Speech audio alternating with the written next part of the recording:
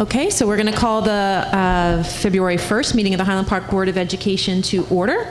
The New Jersey Public Open Meeting Act was enacted to ensure the right of the public to have advance notice of and attend the meetings of the public bodies at which any business affecting their interest is discussed or acted upon. In compliance with the Open Public Meeting Act, the Highland Park Board of Education has caused notice of this meeting, setting forth the time, date, and location to be submitted for publication to the Home News Tribune and Star Ledger and posted on the board's website at least 48 hours in advance of this meeting. Members of the public who wish to address the board will be given the opportunity to do so before the board adjourns for the evening. Linda, can we have a roll call? Ms. Byer? Here. Ms. Simorusty? Here. Ms. Gowan? Mr. Magaziner? Here. Ms. McFadden DiNicola? Here. Ms. Richardson? Here. Mr. Roslowitz? Okay, and we have a resolution to go into executive session. Be it resolved pursuant to the Sunshine Act, NJSA 10-4-12 and 13, the Highland Park Board of Education will now meet in closed session to receive attorney-client advice regarding the process and procedure for selecting new board members to fill 2 vacancies.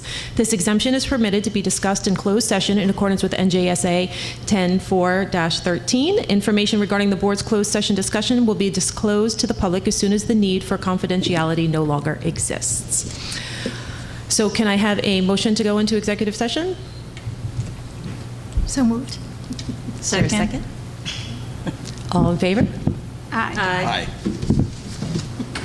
To reconvene to a regular workshop session? So moved. Is there a second? Second. All in favor? Aye. Pledge of Allegiance? I pledge allegiance to the flag of the United States of America and to the republic for which it stands, one nation, under God, indivisible, with liberty and justice for all.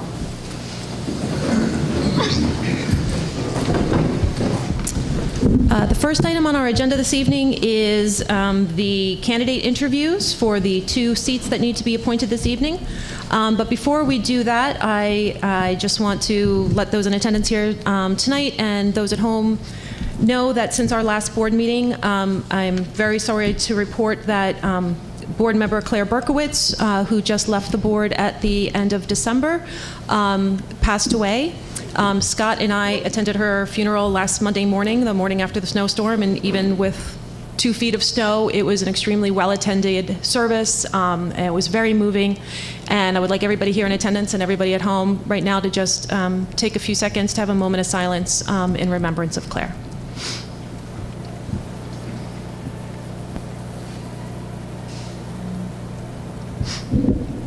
Thank you very much. So with that, we are going to move on to item 8 on the, item 9 on the agenda, or item 10, I'm just going to keep going, which is the board member candidate appointments. And I'll take a couple of minutes here just to go through.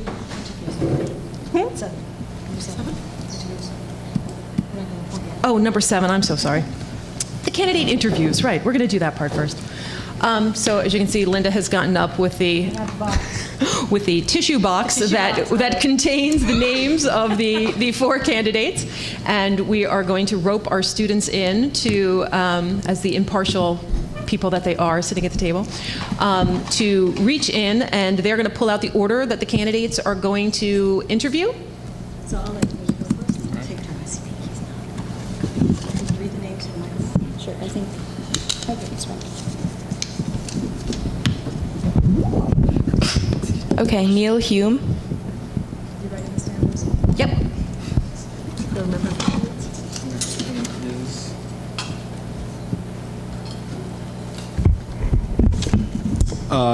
Judy Petrobono.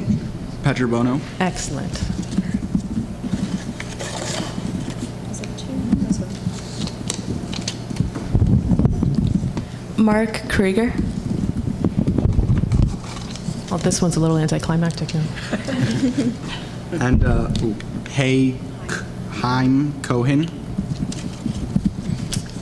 Okay, so now that we have our order, what we're going to do is Linda and the students are going to help out. I don't know if they know this yet. And we have 3 other areas that the candidates who are going to go second, third, and fourth are going to be brought to, so that the candidate who is doing their interview is not, having to face the other 3 people, and also so that the other 3 people are not hearing the questions ahead of time, and they're not, getting the benefit of hearing the other folks go up and do their interview. So for the interviews, we're going to do a 3 to 5 minute introductory statement from each of the candidates, and then as a president of the board, I'll ask each candidate 3 questions that the board has chosen, and we'll ask the same 3 questions of each of the 4 candidates. And then after a candidate is done with their interview, they'll be brought back to either the room they were in or a different room somewhere in the building until the interviews are concluded. Once all 4 of the interviews are concluded, then the board will adjourn into executive session to discuss the candidates' qualifications, and then we will come back out into open session and we will appoint 2 new board members. So with that, if Linda and the students could bring Judy and Mark and Chaim to 3 different rooms, and if Neil, if you could come up to the podium, you can get ready.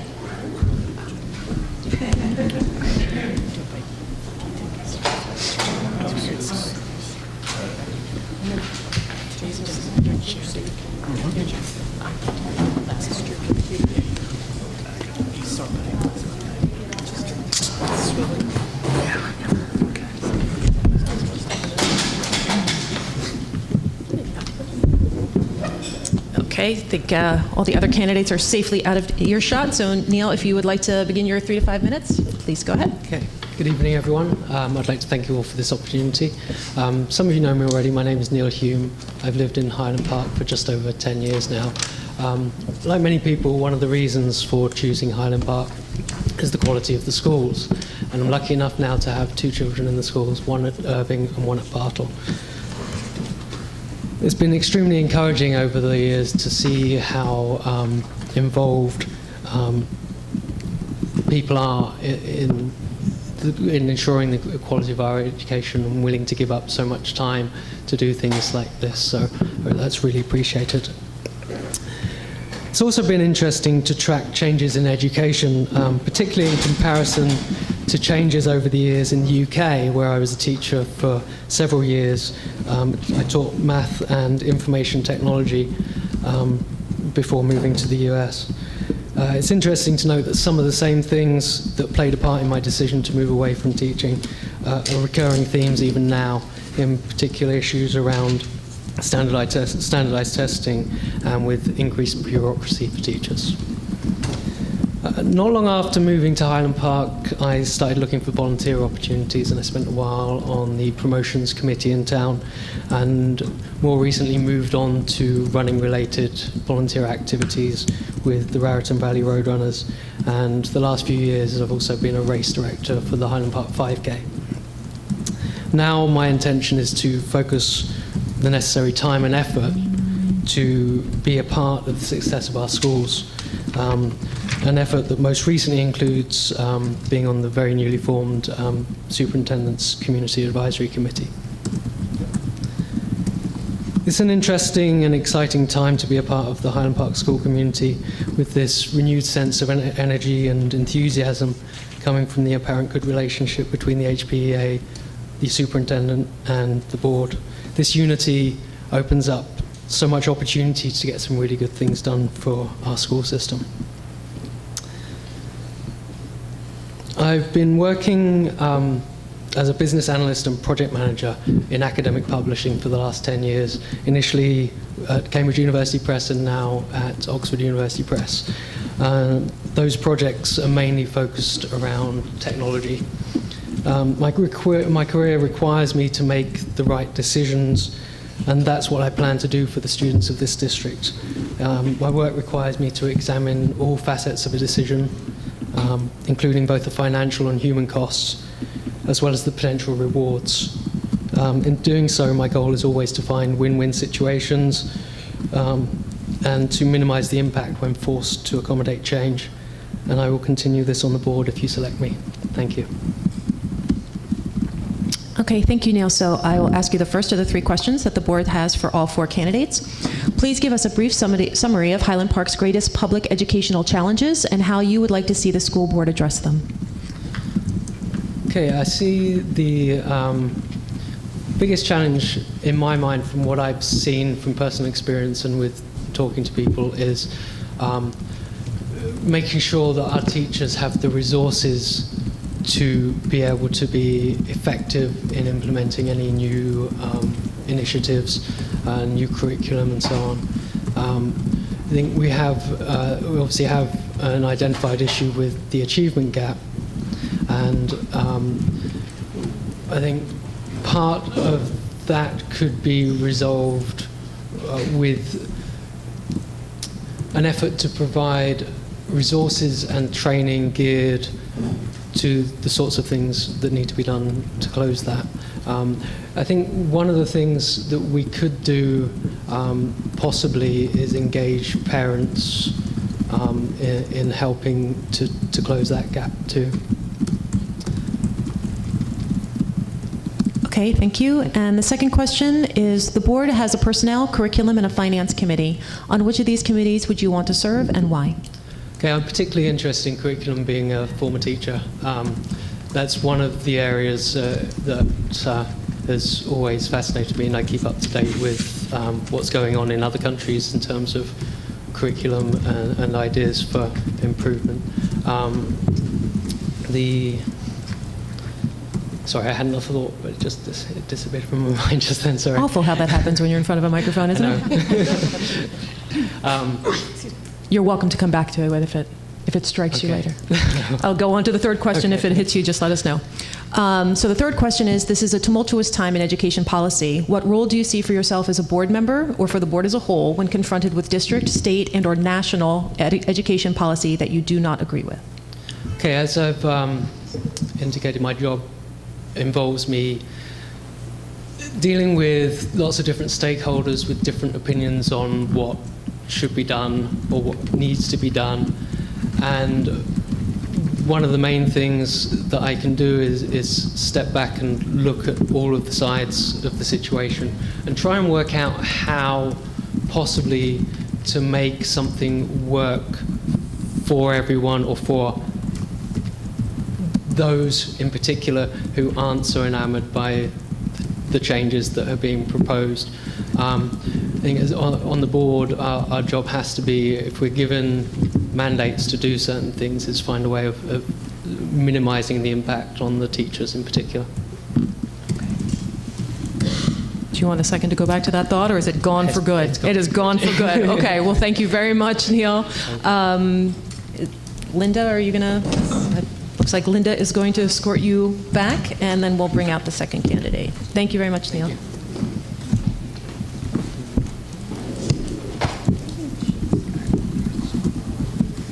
It's just the one person who has the picture.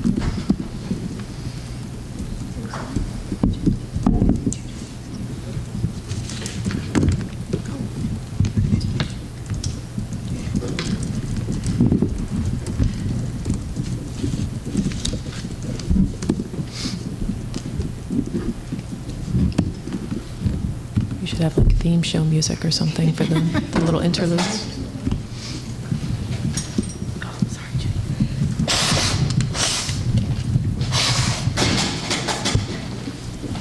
Hi, my name is Judy Pietrobono, and I want to thank everybody for welcoming me here tonight and considering me for one of the vacancies on the Board of Ed.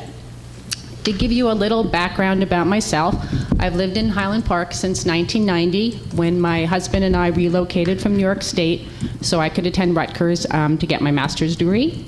I received my master's degree in library science, and after I graduated, we decided to stay in Highland Park. We love the walking town. I like my children be able to walk to school every day, and it's a very nice, close-knit community. Both my children have attended the public schools in Highland Park. My youngest is still a junior in the high school, and my oldest recently graduated from Montclair with a degree in music education. My children are very fortunate to have many caring teachers and support staff who help them succeed and find their passion.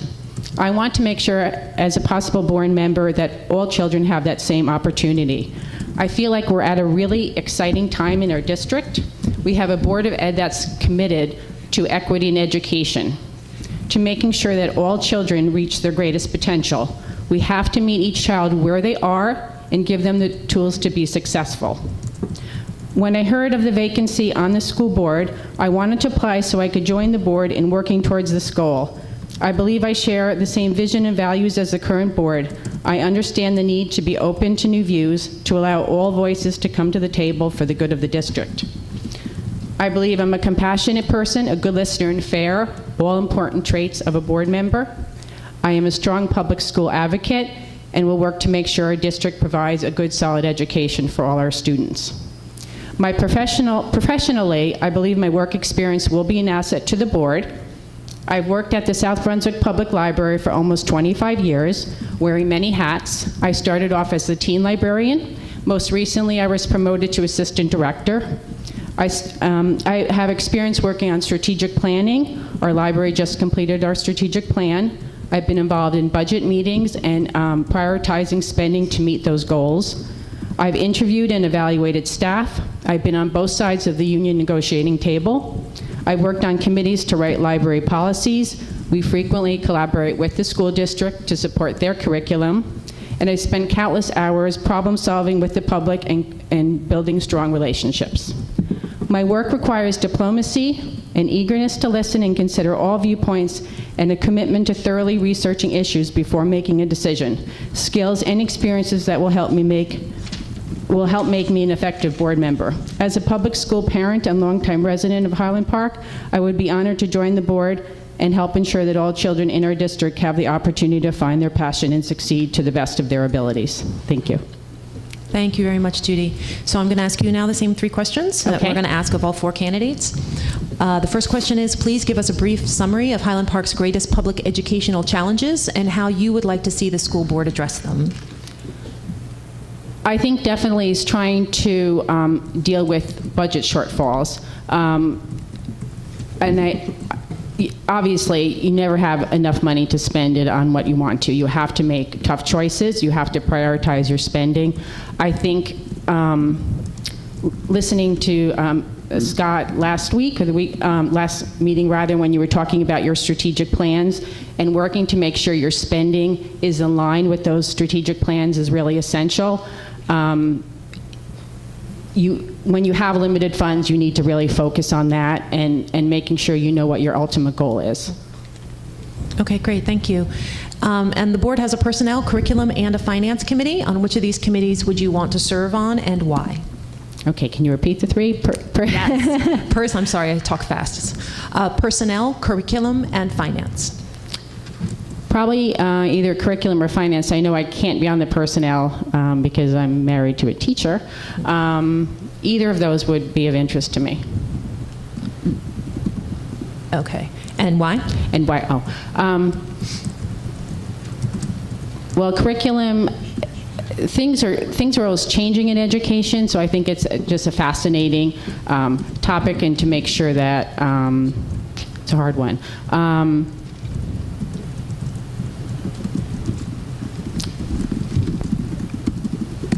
Just to make sure that we are, focused and following the standards and achieving our goals. Okay. Yeah, that's a hard one. I mean, I'm not an educator, so. That's okay. Yes. And the third one is, this is a tumultuous time in education policy. What role do you see for yourself as a board member or for the board as a whole when confronted with district, state, and our national education policy that you do not agree with? Okay. I think, first of all, you have to be an informed board member. You have to be aware of what is happening on both the local and the state level, because if there is mandates coming from the state, we have to follow them. But at the same time, I do think we need to be advocates of anything that's negatively affecting our district. We have to be, aware of that and be an advocate of trying to make change where we can. Of course, within the, confines of having to, follow the rules and regulations. An example would be, with testing, when we had to administer the park, parents were able to, to speak out against the testing and decide whether they wanted to opt out. Obviously, we had to administer the test as a district, but it's important to make sure that we are still supporting our parents and working with them so we can do what we need to do, but make it so we're respectful of parents' wishes as well. If it requires going to Trenton on certain issues to talk about the budget, not getting adequate assistance from the state, then I think that's something as a board member you have to be willing to do. Okay, great. Thank you so much. Okay. Thanks, Is that Judy. it? Okay. So Linda will bring you back to one of the rooms, and we'll bring out the third candidate.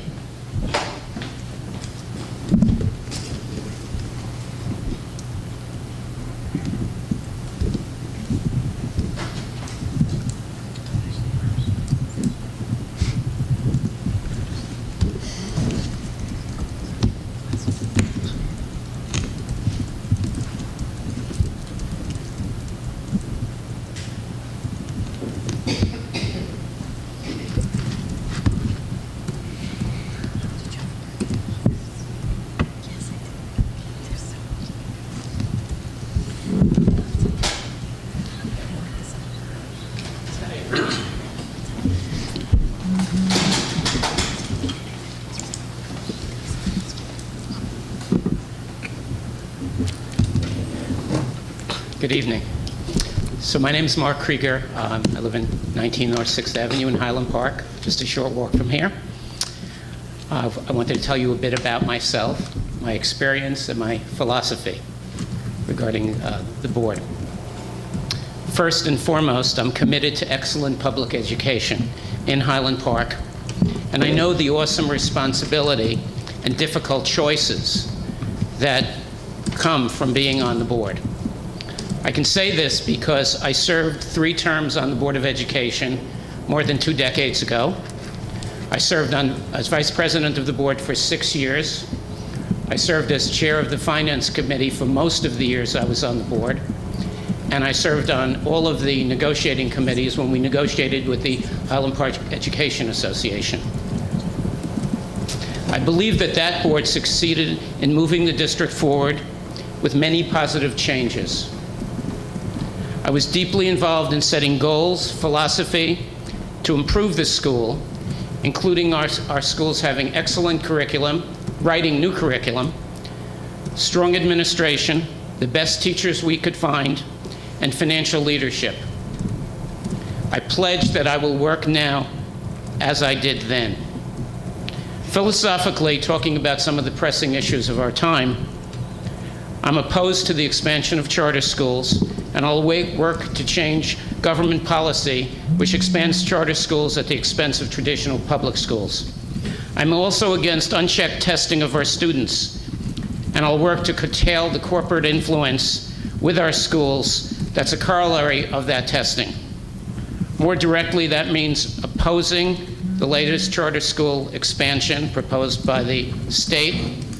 It also means opposing the Park and Common Core testing, which puts a burden on students and teachers, and which greatly and unfairly increases the requirements for a high school diploma in the case of the Park. Just got the email over the weekend about it. It was very disheartening. Since I have the skills and the experience of a former board member, I can hit the ground running. I understand the role of the board. I have experience on board responsibilities, especially finance and policy, and I've worked in the past with numerous board members, superintendents, business managers, and I worked with the HPEA, as I said, and I attended New Jersey School Boards Association training and meetings. I know how to get things done. And while the district has grown, both in budget and number of students, the challenges remain the same as they did all those years ago. Before I finish, I just want to say a few words about my private life and my work life. I have significant personnel, finance, and technology experience. I was the co-founder and CEO of a computer software firm, which I ran for 25 years until I sold it about 8 years ago.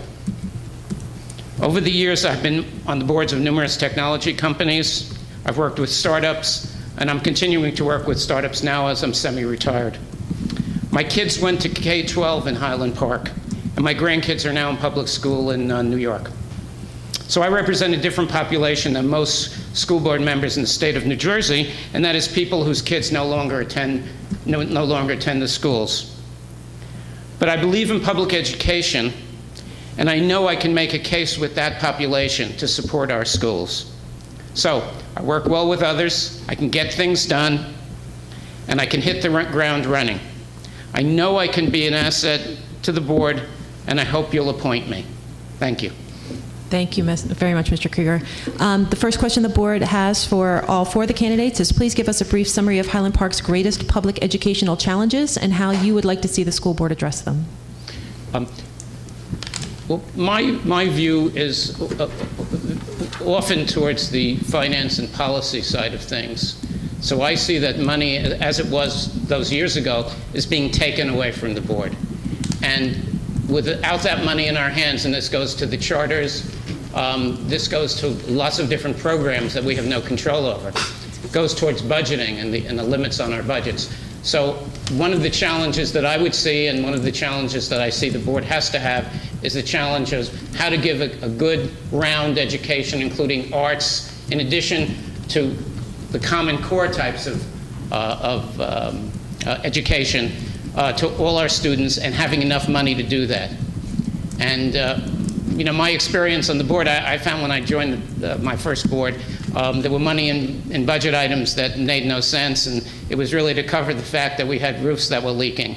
And so I put together with the other board members and with our administration a bond issue to do roofs and to do capital improvement. And when we did that, we had much more money each year, because that was paid off over many years. So I think finance is a very, very big issue. I think staying current in curriculum is a very big issue. Okay, well, the second question is kind of a nice follow-up to that. The board has a personnel, curriculum, and a finance committee. On which of these committees would you want to serve on, and why? Well, I served for all those years, and I only was not on the finance committee 1 year. And I enjoyed it.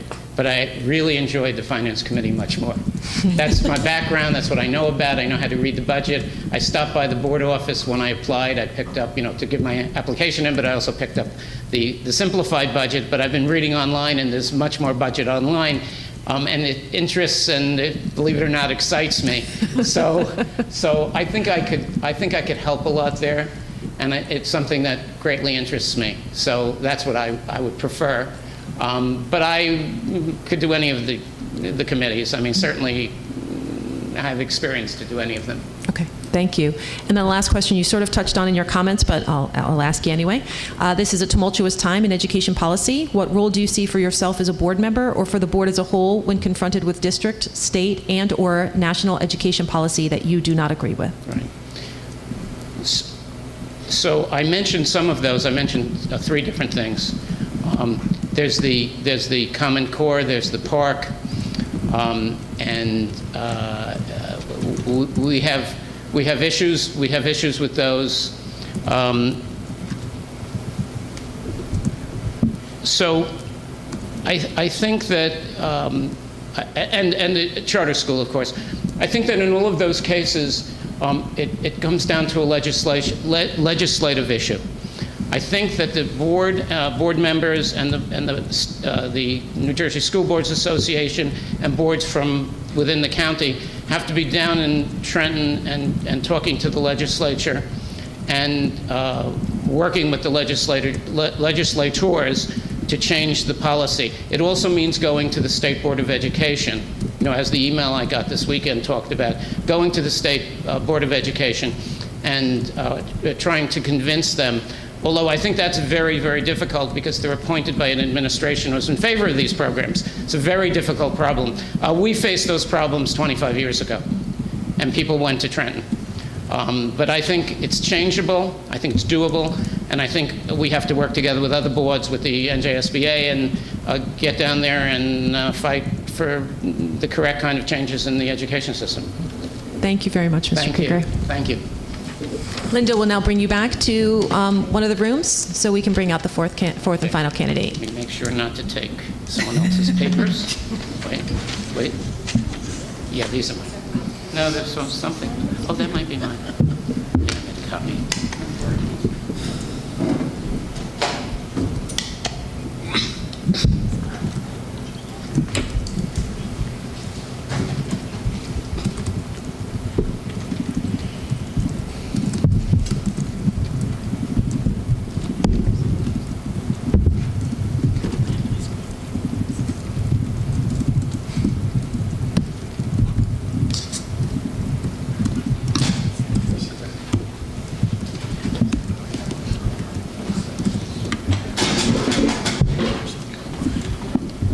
It's all yours. It's all mine. Hello, my name is Chaim Cohen, and I guess the question is, why am I here? I want to be on the board mainly because I want to help the students. And how can I do that? Well, I'm a teacher. I've been a teacher for 11 years, 5 years at East Brunswick High School. And in those 5 years, we've seen all these educational policies come and go. I've been versed on every single one of them, whether it was No Child Left Behind, or and now we're dealing with Park and the Common Core. And I've had to live through them. I know what it's like. So when people have to make policy, I'm the one that has to tell our students, this is what needs to go on. I'm the one that has to sit there, and I'm the one that has to teach them. And any policy that's made, I have to enforce. And so being on the board will help me, or will help the board, help the board look at those policies from a teacher point of view. I don't think on the board currently there are no teachers, and here I am saying, here, I want to help. I want to be that guiding voice to say, wait a second, that policy, that initiative, what do the students think of it? How can the parents think of it? How do the teachers feel about it? Second, I'm a parent. I have a young child who will be entering, albeit he's very young, in a few years, but I want to see Highland Park succeed. I'm here to volunteer my time to say, hey, wait a second. If I want to have the best education for my son, why am I not helping him? I help other people's kids at East Brunswick. I want to be able to help them here. I can't teach here, but I can help them here. So here you are. Then also, while teaching, I see, and I know this, that we're looking at technology. I see 9, 10 Chromebooks. I'm a Google certified educator. I create professional development for teachers because we want to make sure that what they're teaching is not only appropriate for the students. I mean, it's great. It's really hard to sit there, okay, now type your answers on a laptop and submit them to me. That doesn't help. That's just changing the mechanism, the method of writing. It's not doing much. How can we tell these students, how can we show these students what the computer can do? And I'm here to do that. So I've helped in East Brunswick do things like that, and I want to bring that here. There's no reason why we can't figure out all the things that we can do with technology. We can do it. I want to be a part of that. And then to follow up with technology, how do we know that it's safe? How do we know that it's compliant? We hear all these cool things that people are doing. How do we know that we don't hear about a data breach losing all 1,300 students' data? And how would that be telling the parents, well, we tried, but we need somebody who can say, hey, wait a second, I've done it. We know what's compliant, and we need to tell people that we're here trying to protect their security. Finally, I like to volunteer. I'm a volunteer of the town. And one of the goals I know that the Board of Ed wants to do is communicate better with the town. Well, I'm on the other side of that. I'm with the Public Information Committee. We've done that. You've seen that in the Highland Park News and the e-news and the social media campaign. I've spoken with some of the school people, and I've seen what they've done, and we've done a great job. But I think we can do better, and that's why I want to help. Again, I'm here for the students, whether it be as a teacher, as a certified administrator, as a Google educator, as a volunteer of the town, or just as a concerned parent who has a child or will be attending the school district at some point soon. So that's why I want to run. Thank you. Thank you, Chaim. So I'm going to ask you the same 3 questions that we've asked that we're asking of all 4 candidates. The first one is, please give us a brief summary of Highland Park's greatest public educational challenges and how you would like to see the school board address them. Well, I was here 2 years ago at that very large meeting at the Bartle Elementary School in the gym, and I think we've seen the worst that our district has been in a very long time, and I've seen all the great things that have come from it. We're a small town. We have a lot of very loud voices, all with their needs and wants and desires. And so our biggest challenge is to listen and to accommodate as many people as we can. And how do we do that? We need to listen more. We've done a good job so far, but I think we need to listen. We need to bring more of the community in, because that's why we're here. We're here for the students, and we're here for them to tell us what they want to see. And the more we listen, the better we can tailor that.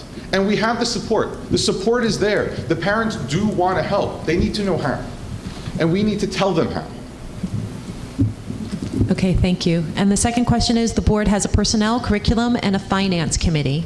On which of these committees would you want to serve on, and why?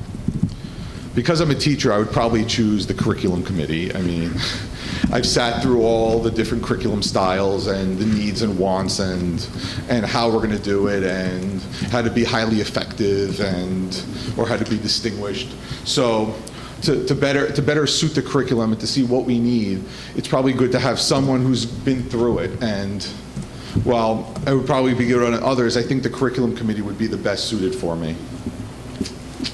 Okay, thank you. And then the last question is, this is a tumultuous time in education policy. What role do you see for yourself as a board member or for the board as a whole when confronted with district, state, and/or national education policy that you do not agree with? At the end of the day, we have to listen. We have to listen to what the community wants. We can't just go unilaterally what the board decides. I mean, yes, people are voted in, but they were voted in by the community, and times change. So we need to hear what the community wants, and we need to hear what they would like us to do. So while that may conflict, again, the goal is not what I want, it's what the board wants, what the students need, and how the community wants us to deal with things. So if they want something that may not be in my personal view, at least the community wants it. And again, I'm here to serve for the community and for the students. Okay, thank you very much. So Linda, we'll bring you back to, oh no, actually you can stay here. I'm sorry, the other 3 candidates will be brought back shortly. And now the board is going to, go into closed session. So I'm going to read this closed session that our attorney Jonathan Bush was so nice to prepare for me and handwritten. Be it resolved pursuant to the Sunshine Act and JSA 10-4-2-12, and 13, the Highland Park Board of Education will now meet in closed session to discuss a matter which could constitute an unwarranted invasion of individual privacy if disclosed. This exemption is permitted to be discussed in closed session in accordance with NJSA 10-4-13. Information regarding the board's closed session discussion will be disclosed to the public as soon as the need for confidentiality no longer exists. So can I have a motion to go into executive session? So moved. Second? Second. All in favor? Aye. To reconvene to public session? So moved. Is there a second? Second. All in favor? Aye. Any opposed? So we'll move on to item 10 on the agenda, which is the board member candidate appointments. Are there any nominations? I'd like to nominate Mark Krieger. And are there any other nominations? I would like to nominate Judy Petrobono. Okay, and any other nominations? Okay, seeing none, we're going to close the nominations. Is there any discussion?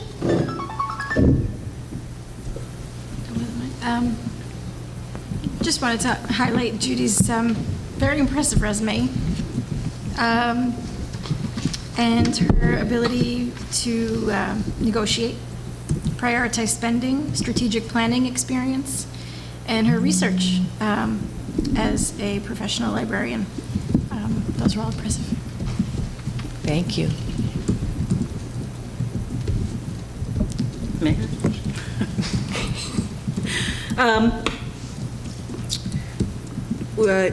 The fact that Mr. Krieger served 3 terms previously served as vice president of this board, served as chair of the finance committee, has a broad range of experience from his professional life, also in finance.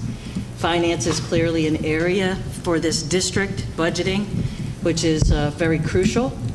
And I'm very happy to have him have applied for the position, and hope that we will bring him back to serve again.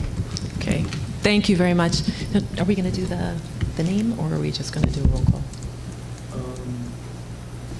You should probably have to vote individually. Just- No, my last name, and the select board can instruct the board. Okay. If they can select up to 2 of the nominated candidates. You should, other than yes, no, list the name. My last name, yeah, just describe again the last names, just so it's fresh in everyone's mind, and then they can choose to vote for 0, 1, or 2 of those nominated candidates. So I'll ask them to select the name of the candidate that they want to vote for. Yes. Okay. Candidate or candidates? Candidates. Yes. Do you want to explain what we're going to do? Yeah, so what the board is going to do now is Linda is going to do a kind of modified version of our roll call, and instead of each board member voting yes or no, we are going to vote for the 1 or 2 nominated candidates that it's kind of almost like an election. We get to go into the ballot, and except you guys all get to see it.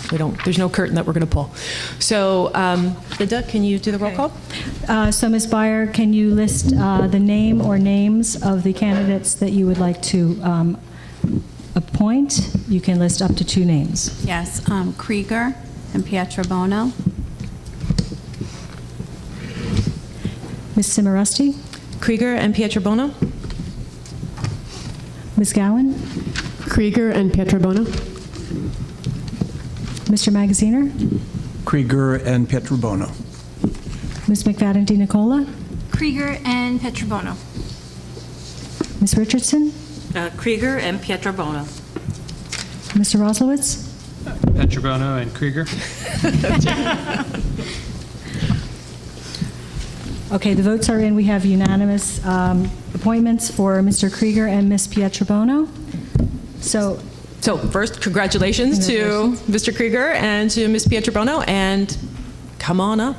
we have 2 seats for you over there. Yeah. And the first Yes. thing that we're going to do once you take your seats is you're both going to get to be sworn in. I've left for you the oath of office that you can read. Thanks for applying. You'll each have 2. There is only 1 copy of one of them because I needed to read from one and I wasn't given an extra. But I'll ask you.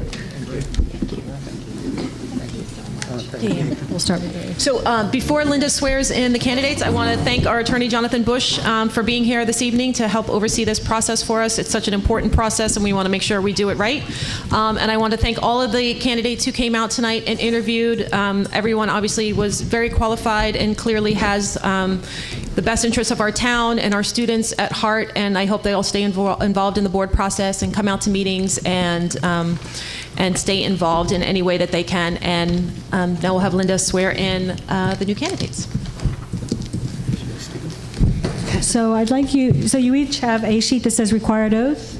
Yes. Okay. So I'm going to ask you to recite after me. Break it up a little bit, okay? Sure. I do solemnly affirm I do solemnly affirm that I will support the Constitution of the United States that I will support the Constitution of the United States and the Constitution of the State of New Jersey, and the Constitution of the State of New Jersey, and I will bear true faith and allegiance to the same and I will bear true faith and allegiance to the same and to the governments established in the United States and this state and to the governments established in the United States and this state under authority of the people. under authority of the people. And I do affirm that I possess the qualifications prescribed by law and I And I do affirm that I possess the qualifications prescribed by law for the office of a member of Board of Education, for the office of member of Board of Education, and that I will faithfully, impartially, and justly and that I will will faithfully, faithfully, impartially, and justly perform all the duties of that office according to the best of my ability. perform all the duties of that office according to the best of my ability. I'm not going to ask you to recite the statutes, but we'll continue. I do affirm that I am not disqualified as a voter I do affirm that I am not disqualified as a voter and it's pursuant to law. and pursuant to law. And I am not disqualified due to a conviction of a crime of offense And I am not disqualified due to a conviction of a crime of offense listed in statute. the statute. I take this oath of office notwithstanding I take this oath of office notwithstanding that results of the criminal history background investigation That results of the criminal history background investigation may not yet be available, may not yet be available, and acknowledge that I have a statutory obligation and acknowledge that I have a statutory obligation to submit my fingerprints for said criminal history background check. to submit my fingerprints for said criminal history background check. Now, what I'd like you to do is print your name and sign two copies. I'm going to give Mark the second copy, and then I will sign both copies. You will keep one, I will keep one. Okay. In addition, the next document that you have is called the Code of Ethics for School Board Members, and the next page is called Conflict of Interest.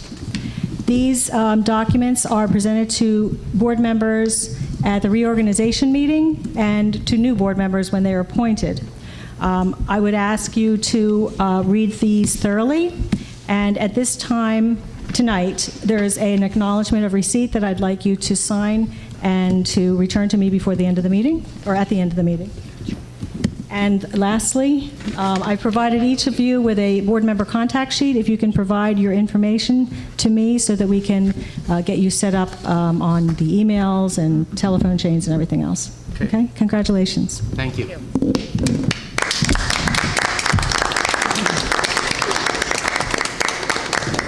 Okay. Thank you to, again, to all the candidates and to all the board members. I think this our process went pretty smoothly tonight, and I'm very pleased. And now we will move on with the rest of our agenda. And Jonathan is going to leave us. Thank you, Jonathan. Thank you. Linda, were there any communications? Yes.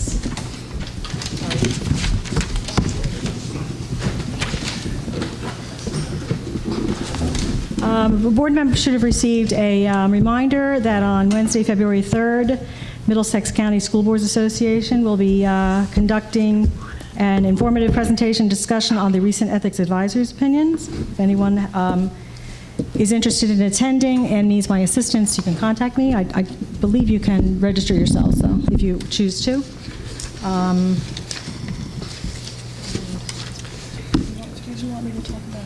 Oh, yeah, and in your agenda, there were 2 emails that had come through.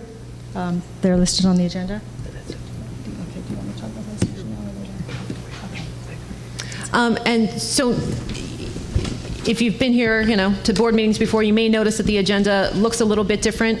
Tonight, we're doing our first workshop meeting. So this is the first meeting that we're holding where we're not going to be voting at all. This meeting is just for the board to get together, to discuss issues, so that we have more time for open dialogue with the public, with each other, before we vote on anything that comes before the board. Public comment for the workshop meetings are going to be a little bit earlier on the agenda, because it kind of doesn't make sense for us to go through our whole agenda and then have public comment. And so right now we're going to move to public comment. So the Highland Park Board of Education welcomes public participation and has reserved this time for your comments. Is there any public comment at this time? Okay, seeing none, we're going to end the public comment session. And first, yes, the first presentation that we're going to have this evening is going to be a presentation from our auditor, who has been staying here very patiently for the last hour or so, waiting for us to conclude with this process. I appreciate that. So I'd like to introduce everyone to Mr. Colantano, the district's auditor, and I will turn the microphone over to him. As you can go over here now, my husband helped me.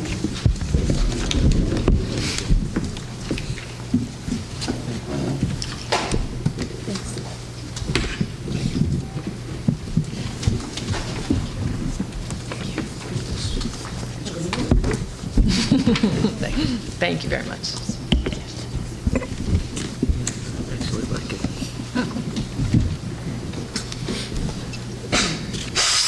Excuse me. Thank you for inviting me again this year. It's always a pleasure coming down here. I've been behind a lot of things, and this one was really unique tonight with the interviews with new board members and appointment and whatnot. I've been behind the awards for the students, the Christmas show with the little guys. So I've seen everything down here. Always something exciting in Highland Park. Yes, but it has been. I've been told that I have to be short tonight, so I will be as much as possible. As usual, you have a handout, and hopefully it's going to explain a lot of things that are in the audit book. The audit's about 120 pages, so there's a lot of stuff in there, and what I tried to do is to bring out the important stuff for the board members to be aware of. This year, there's an unusual year. It's the first year that we have to report the Board of Education's liability for the PERS pension. Previously, we knew we had a liability. It didn't have to be reported. This year is the first year that we have to include in your audit reports the liability that you have for the people who are under the PERS pension, the Public Employees Retirement System. In the audit report, there's a note 5 in what it tells you for the PERS liability. This is for the aides, secretarial staff, maintenance staff. We have a liability of $6,080,000 that has to be paid, not tomorrow, not the week after, but well into the future. But it's a liability the board has for those people who were or are employees of the Highland Park Board of Education. This is the first year that number has been included in the report. We never knew what it was. We knew it was there. Now we know the full magnitude of it. Luckily, the TPAF policy and pension is not included as a liability. That's the state's liability.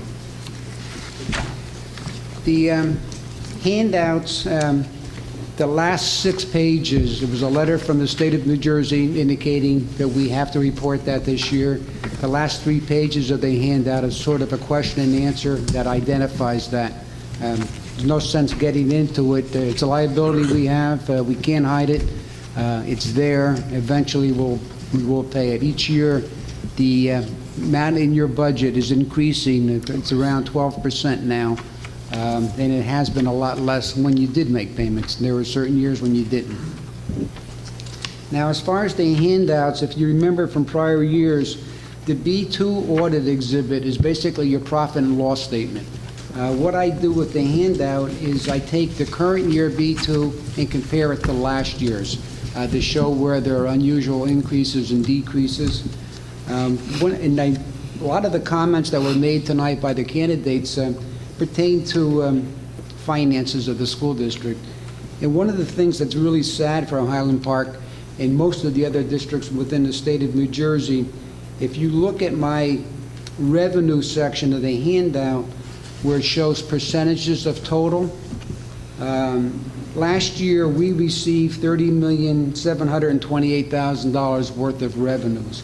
Of that, $25,200,000 was represented by general taxation. The taxpayers in Highland Park have to pay 82% of the total operation of the school district, including debt service and operations.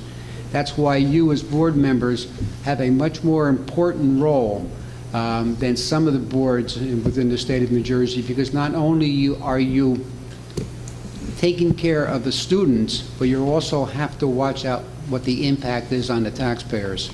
So your job is extremely difficult. I say it's more difficult in some districts. If you are involved with a Newark or a Camden, Jersey City, the state of New Jersey indicates that they contribute 65% of tax dollars to education, but it's not an even distribution. Newark is probably around 90-95%. A lot of my towns are 90-95% taxation. So you at the 81%, it's a difficult position you are in as board members. Last year,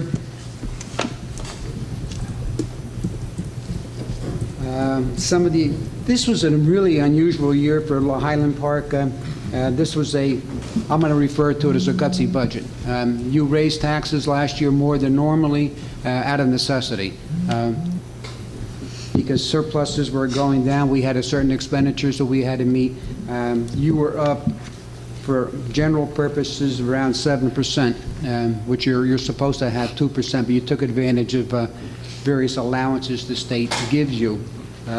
So this year was abnormal, but it was out of necessity, again, for certain things you had to accomplish. Things that stood out were its increase in expenditures for instructional, some administrative increases. You can see them, unallocated benefits, which were health insurances. Revenues were up primarily in the area of taxation. So it shows you how much the percentage increases were and the revenue increases also. The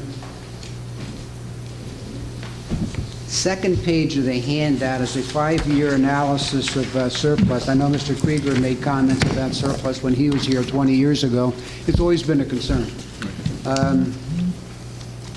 If you look at the bottom third of the page where I'm showing the total surpluses, if you remember in prior years, I always tell you how much money you have and I take it away from you. Because what you've done is put money aside for certain needs of the district.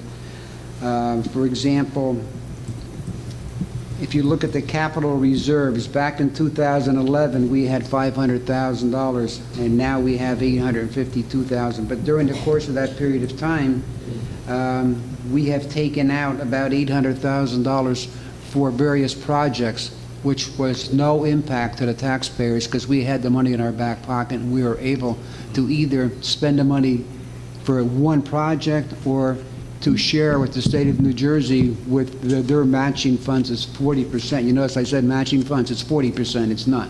At 60-40, but we had the money available to us, so we did use quite a bit of surplus. Back in 2011, we had $2.1 million, and then it jumped to 2012 to $3.7 million roughly, and then we had a couple bad years. Now we're down to the $2,700,000, still more than it was back in 2011, but it is less than 2012. Primarily, a good reason for it has been the use in capital. And the third page is the 10-year analysis that we do. There's an audit exhibit, it's called the J4 exhibit, where I take the middle 8 years out to see where we've been compared to year 2006. General tax levy is high, but I want you to look at the other revenues where I'm talking. The income increases from the state for budget, special revenue funds, debt service, and federal revenues. If you take those 4 or 5 items, the current year we had $5,246,000 in revenues. 10 years ago we had $5,148,000. One of the reasons our taxes have gone up, the amount that I'm showing at the top of the page, is because between the state and federal governments, they've only contributed additional $98,000 over that 10-year period of time, only at 1.91%. So you as board members are getting blamed for the high increase in taxation, but it's not because it's something you're doing completely. You're not getting help from the federal or state government. Now, if you look at the expenditures, one thing that stood out, we have a lot of special needs expenditures here, which is not uncommon, but it's a high percentage as far as increases over the last 10 years.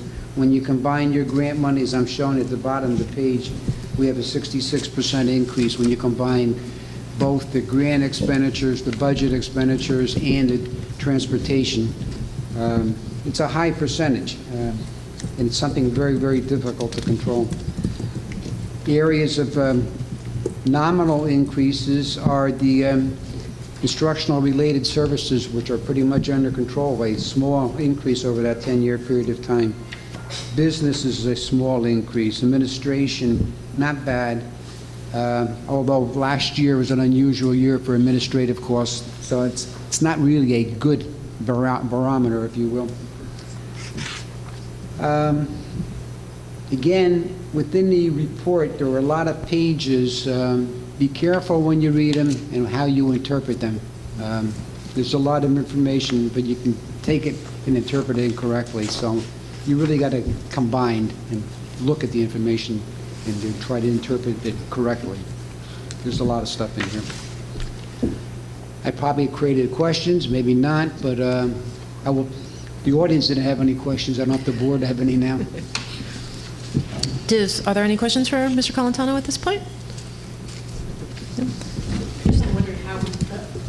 wondering how exactly it is we go about budgeting for the newly identified retirement amounts. I mean, if it's something we don't, does our business administrator sort of make predictions about how much we are likely to pay out every year and incorporate that into the budget? What do we do with that, what is it, $9 million? Six. Sorry. I knew it had a zero in it. No. Linda gets a bill. I don't know if you've gotten it already this year or not, but it's something that she knows that what has to be budgeted for, so it's yeah. nothing we make up. Yeah, I did get the bill. Each year, we have a bill that's due April 1st. Mm-hmm. During budget season, we try to anticipate what it will be, although we don't get the bill in time to be able to tell. I see. So we generally anticipate that it'll be about the same percentage of salary that it was the previous year. I see. So the 9 million, the 6 million figure, that's just adding. That's already been accounted for in our budgets. I think that's now it's just being identified of a in certain the audit. number of years, right? Right. Yeah. This year, the year that we're under audit, Linda budgeted $320,000, a little bit more than we needed. We transferred out and paid $267,000 total. You have to remember when you do your budget, when the year actually starts, the payment that she's making is in April, but you did your budget a year ago. So it's hard to really get the accurate dollar amount. But the novelty here is the identification of that number in the audit, right? Not the novelty of our paying. No. Okay. Thank you. The state, in the national method of accounting under GASB 68, generally accepted governmental accounting standing board, never wanted anybody to show the amounts. It was always out there throughout the United States, but now we have to show it. So there's, it was a warning to watch out, guys, and now we have the actual number that's known. But again, it's not something that has to be paid tomorrow. It's going to be well into the future. But gradually each year, that number should be going up. I see. Thank you. I had a quick question for you. You said that at this point, 82% of our total operations are funded by the taxpayers. Right. Is that something that you've looked at year by year as you've done our audits? Is that number going up? Is that number going down? Is that number stable? No, actually, it's been going up over the years. I was always amazed the amount of special aid you were getting from the state of New Jersey, but that stopped. It was going down, and you were picking up the slack, basically. Right. You said, but you're pretty common with my other school districts at the high percentage that we are paying. Right. And again, it's a true reflection on what the board is suffering with. It's a balancing act that's really difficult. I appreciate the empathy. I just hope your neighbors do. Are there any other questions for Mr. Colantano at this point? Okay. I think I recall a couple of years ago there was some discussion about, I guess it was the excess surplus that you had identified had gotten to a point where you felt it was uncomfortable. I recall. Am I right about that? And then where By having too much or too little? There was too little. Yeah. Yeah. Yeah. What Linda's been able to do with your assistance every June is make transfers to your capital reserves and whatnot. And I indicated how much you've used over the last couple of years. Close to $800,000. Again, it's beneficial to the taxpayers because you have the money. But you also have to remember the age of your buildings. Mr. Krieger, I think you mentioned again something about the roofs 20 years ago? Yes, 25 years ago. So roofs in school districts never last a long time for whatever reason, maybe because they're flat, I don't know. But it's always a large expense, and it's recurring. And again, I think this year you had the window projects. And I Again, think it's we a had the question roofs of the year your before building's that. age. Still 6 Bartle's got a new roof. But I like to see the large capital reserves. Again, if you can afford to make a transfer to those reserves as many years as you possibly can. This year, you increased your emergency reserve by 50,000, and you did the capital reserve by 500. But there were down years where we lost the surplus. Looking at my analysis for the last 5 years. Are we concerned that the excess surplus number is so low for this past year, 49,000? Does that just indicate that we have wisely allocated other surplus amounts, allocated to other funds? No, the excess surplus is money that you have to give back to the taxpayers, which is not a bad idea. What that $49,000 represents is almost 1 cent on the tax rate because your assessed values are so low. They're low only because of the fact you haven't had a revaluation. You're probably in town assessed at under 50% of what the total worth of the community is. So that's why for the taxpayers, you have a high tax rate, but your assessments are low. So it's really misleading. And so don't compare yourself with other communities within the county because it's going to be out of whack. It just looks wrong. And that's only because you haven't had the revaluation. I see. Thank you. And actually, I had one more thing that's probably more of a comment than a question, something that I just wanted to point out, you know, how Mr. Colantano shows us over time areas where we have large increases, and he pointed to the instruction budget, which has increased in the last 10 years, 126%.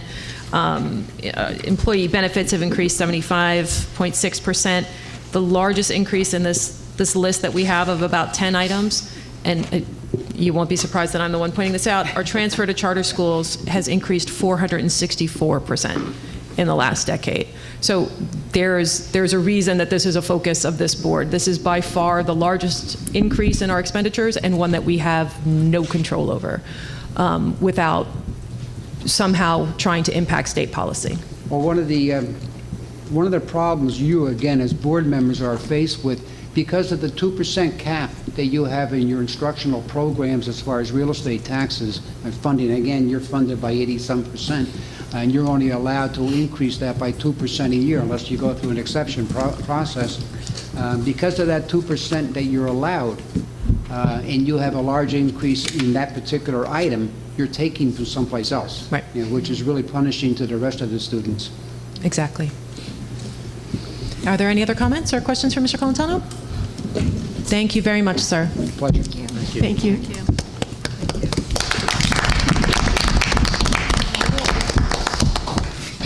Wasn't expecting that. So you want to introduce me? Yep. Okay.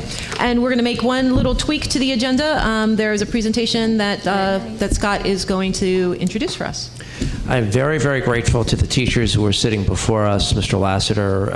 I do my runs early in the morning. I see a lot of these folks walking in the door at 6:30 in the morning, so it's been a long day. Thanks for sticking it out. The team is here from the high school because we are going to be putting on the agenda on the 22nd 2 items that are very important. One has to do with next year's high school program planning guide. The program planning guide, which Mr. Lassiter will expand on in just a second, encompasses all the courses that we offer the students. So it really is important now that we be looking at next year, so when students are planning their schedule for next year, this board is behind what the high school experts before us have put together. And the second item on the agenda that I'll ask the board to hopefully approve on the 22nd has to do with the way we weight high school honors and AP classes. So, Mr. Lassiter, please take the podium.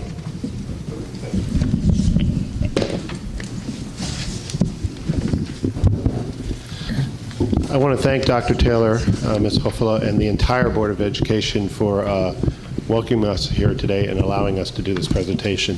I do have the student board reps actually passing out a packet to you that actually focuses on the honors and AP weighting With all due respect, Dr. Taylor, I'm going to try to do that part of the presentation first and leave the program planning guide for a second, because I am very grateful to the teachers that did come to support this presentation.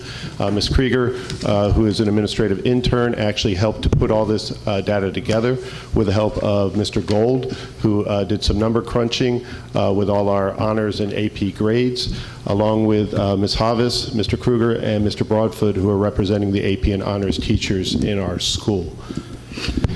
This is a long-standing concern. I've been administrator in the district for 10 years, and this concern dates back prior to me being an administrator. When I became the high school principal last year, I asked the teachers, what is one of the most important things you'd like to see addressed going forward? And last year, they immediately told me that the weighting and the grade point bonuses that are given to our honors and AP classes are a big concern. And it may sound like a wonderful thing. We give 5 points to the AP and honors students at the end of the year on all their grades. They're also then weighted as well. But in all honesty, the faculty and this presentation will point to that it's actually had a detrimental effect on our students in a number of ways. Our mission is clear in the school.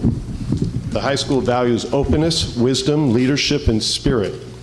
And we strive to create a harmonious educational environment that fosters an equal opportunity for success in all academic, extracurricular, and personal pursuits.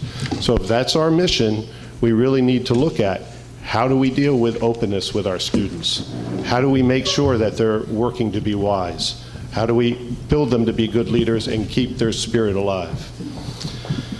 So the faculty of the high school endeavors to ensure our students achieve, exceed, and value all of these attributes. How do honors and AP courses do this? Well, we want the students to be challenged. We want them to have the opportunity to take these more demanding classes. But the truth is, many colleges and universities actually recalculate applicants' GPAs given extra points for honors or AP courses already.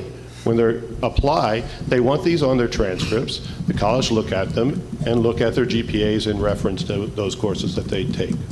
So here at Highland Park High School, we weight our CP, our college prep classes, at a regular 4.0 scale. We weight our honors classes at a 4.5 scale, and our AP classes at a 4.75.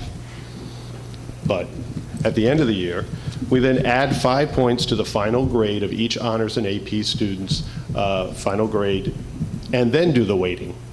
So in essence, we're actually giving the students a double dip, and we've been doing this for 12 years. So the grades that they then actually report out on their transcripts aren't really accurate. They don't actually represent what those students are fully capable of. And in some ways, it underprepares them then for college level and the challenge that they face at the college level. So I have another person here with me who's going to kind of focus on some of the data, but before I invite up Christine, I just want to kind of cite board policy. Board policy number 2624 is about grading. And it says, as a rule, grading should reward pupils for positive efforts and minimize failure. And pupils should be encouraged to evaluate their own achievements. Very true. Wonderful policy. But when we add 5 points in, we get the students not necessarily really evaluating what they can do. It's sometimes evaluating, what can I get away with? What can I not do, but still get a good grade? I'm not sure that the current procedures stick with the board policy. The other district goal and belief we really want you to think about in reference to our presentation is we will continually examine what we are doing and how we are doing it to see our progress towards ensuring success for all students at high levels. This procedure that we've kind of had in place for so long is an equity issue. If you're in an honors and AP class, you get 5 points. If you're in a college prep class, you don't have access to that. And it's actually served to widen our achievement gap, which is an ongoing concern that I've had as an administrator, that I'm sure you have as board members, and that we have as a community and as a nation. So Christine Krieger, who as administrative intern really took all the data that the faculty presented her and helped try to organize it into this presentation. I welcome her up to share that part of this.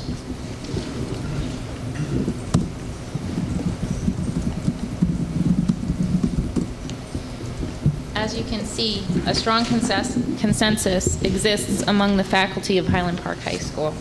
All but one of the teachers who participated in the faculty grade survey did not agree with the policy of adding extra points to honors and AP grades. The additional 5 points is a disadvantage in preparing our advanced students for college. One faculty member asserted that by giving an extra 5 points with no real reason, students may not put as much effort into the class, knowing that their final grade will be higher than the one that they earned. Along with the spirit of, does the additional 5 points follow the spirit of Board Policy 2624, we found that the added 5 points allow students to evaluate their success in a class, but reward them for lower efforts in advanced classes. One faculty member stated that the students know that they can aim for a 75% and still pass with a B. Additionally, students that benefited from the additional 5 points to their final grade exhibited poor performance on the midterm, and many did not show for their final exams.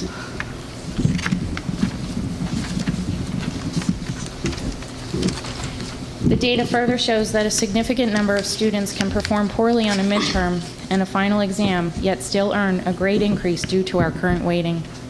The intent of these exams is to prepare students for college exams, yet a number of the students can skip the final altogether and still be successful.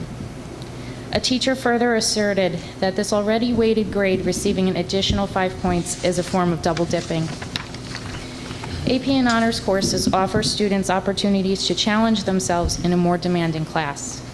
According to the College Board in 2015, many colleges and universities recalculate applicants' GPAs, giving extra points for honors or AP courses. During the grade survey, a staff member also stated that an inflated grade average do not give college an accurate picture of the student's academic proficiency. So Mr. Lasser will now provide more information in this presentation.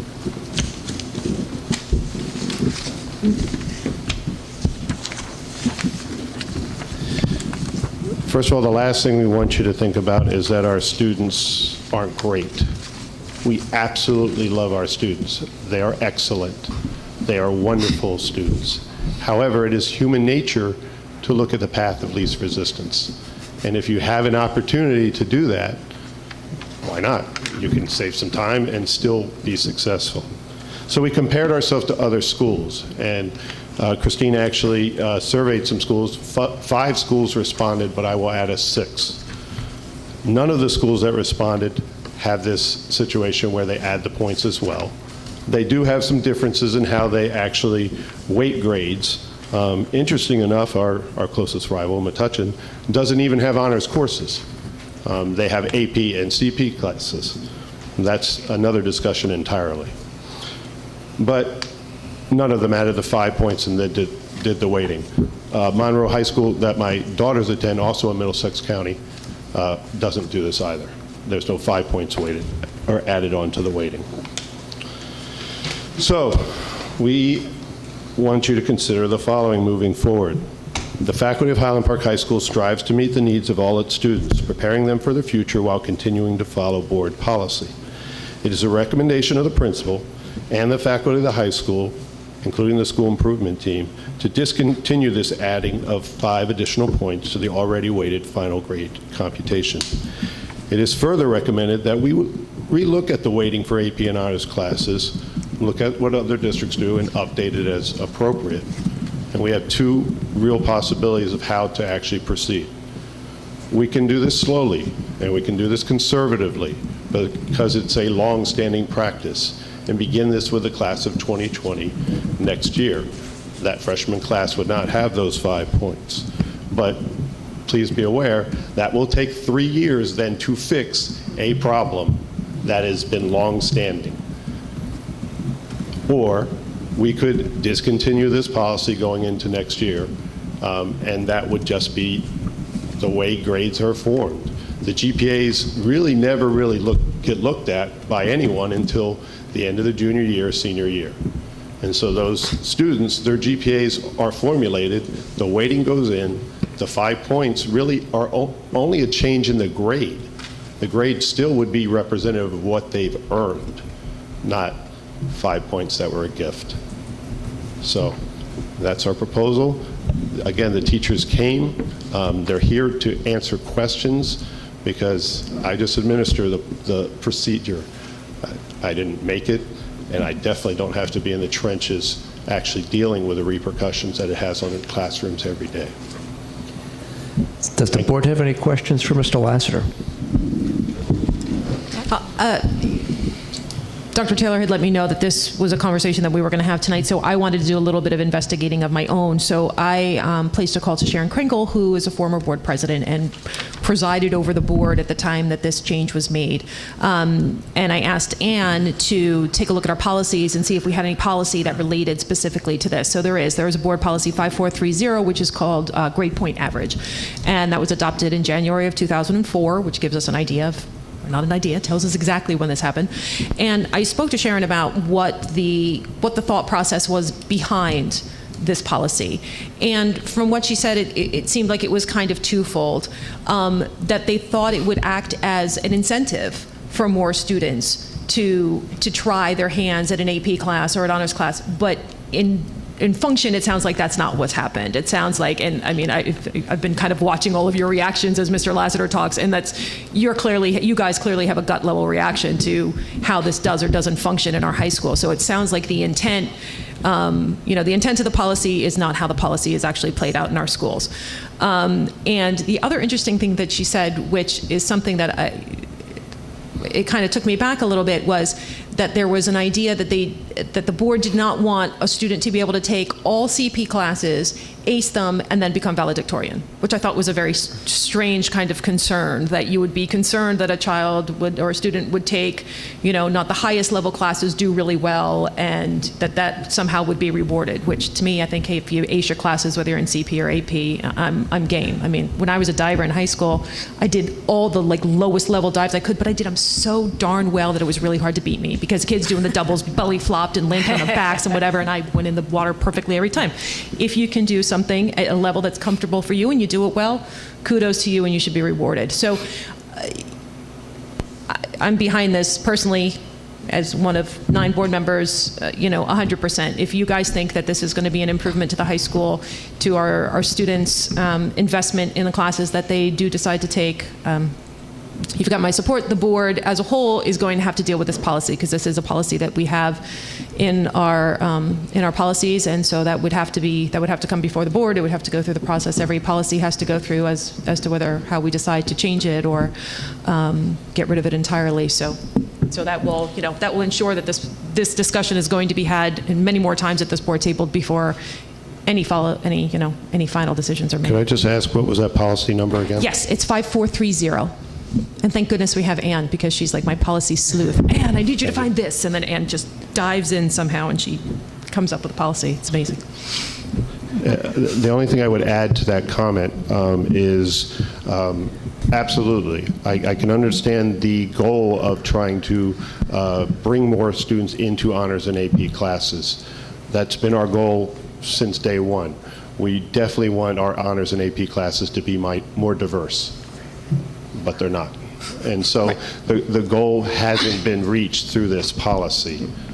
Just adding the 5 points really never made that happen. Right. There was, as I recall, one other goal back at that time, and that had to do with getting our kids, our graduating kids, on some sort of equal competitive footing with kids from other schools as they enter college, and not to put them at a disadvantage. And that was another reason that the 5 were added. So, but I did want to ask whether. So I see that we, with our AP class, are weighting at a 4.75, and I noticed that some of the other schools with the AP are weighting at whether it's a 5.5 or a 5.0. is there any consideration to, if you eliminate the 5 points, to increase to a 5.0 from the 4.75? And that was absolutely my first recommendation that we make, is that we really relook at our weighting of the AP and honors averages. If you take away the 5 points and change the weighting to be more in line with the other schools, I think you get the equity and then that competitive factor. Highland Park High School has a great name. And in fact, we recently got a compliment from a parent because of our use of Naviance and the improvement to our school profile that's out there for colleges. She gave a lot of kudos to our guidance department in the use of Naviance, because the college advisor that was looking at applicants said, wow, that's much more impressive than it's been in many, many, many years. So. Okay, thank you. You're welcome. I guess I'm sorry. Somebody else? Go ahead. Who's down Go there? ahead, Ann. I see you. Sorry, such a long table now. I know. It is more comfortable, though. I guess I'm wondering about the rationale for leaving the weighting in place. I mean, it seems to me, I tend to support this policy fully. It sounds like you guys know what you're talking about. I've always had concerns about the adding 5 points. I wonder why we don't go farther and, just weight all A grades a 4.0 and all three. I mean, it seems like you're reproducing the problem, right, by eliminating one of the bumps, but continuing in force with the other bump. And I understand that there's an issue of being competitive with other schools, but if what you're saying is true, which I had no idea, that colleges look at the name of the course anyway. Colleges are already looking to see, like, oh, both these students have, AP, BC calculus or whatever. I mean, does it really place us at a competitive advantage not to weight the grades differently?